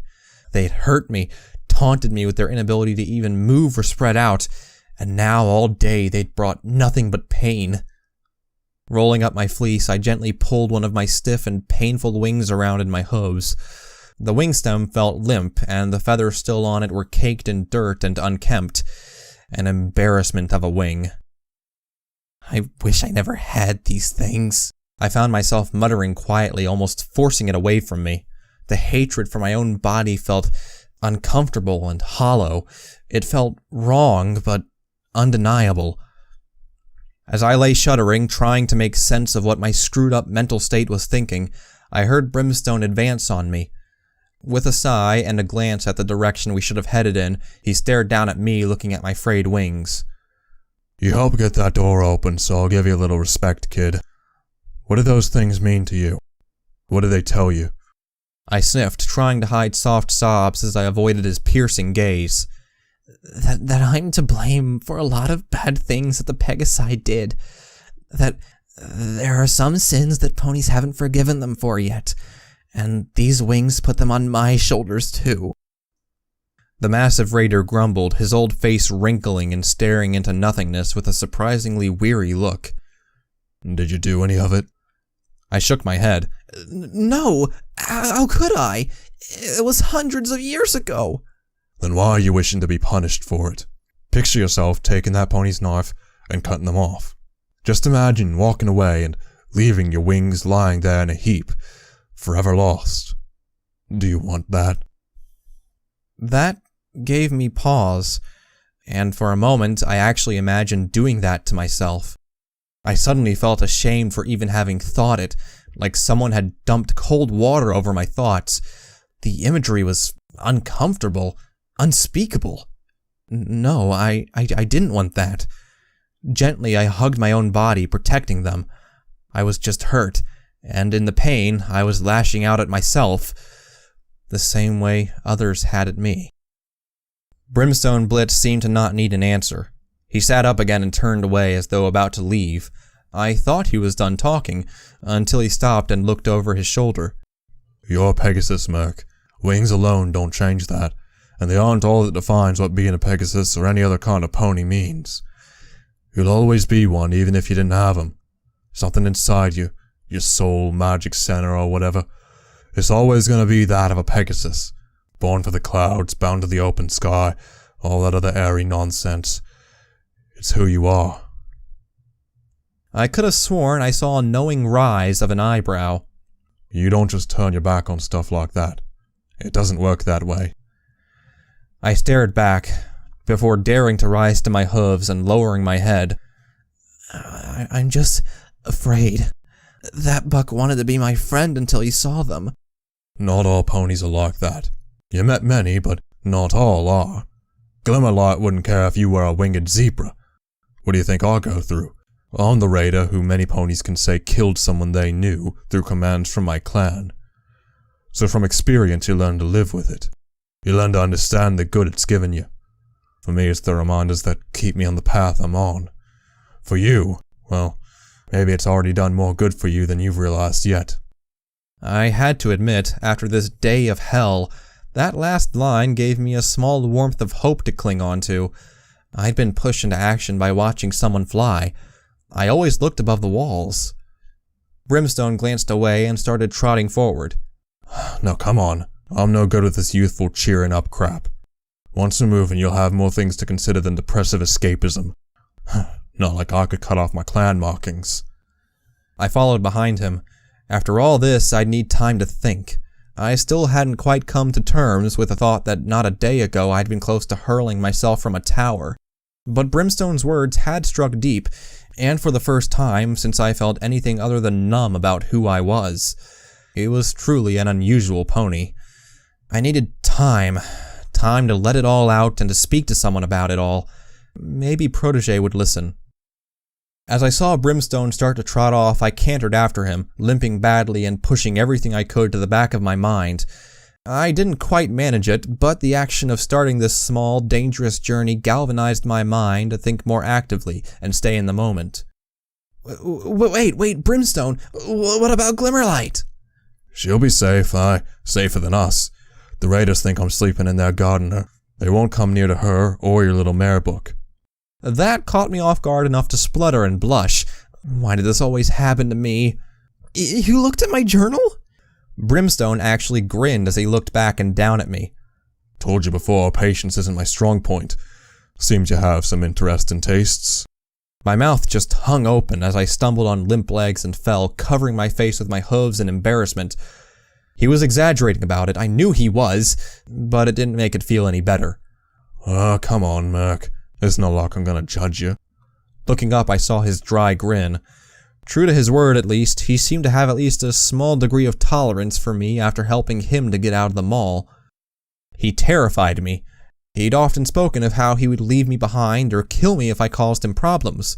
In Philadelphia, one's own needs often came above temporary companions.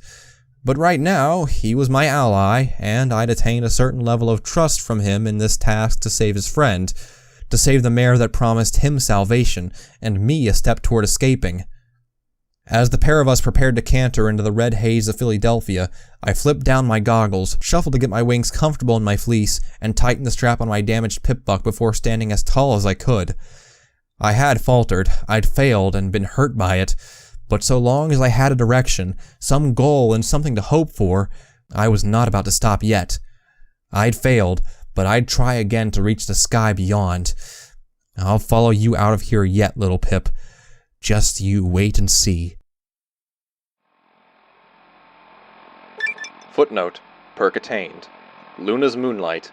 After some time to get used to the dark surrounding you, things have begun to seem much clearer now.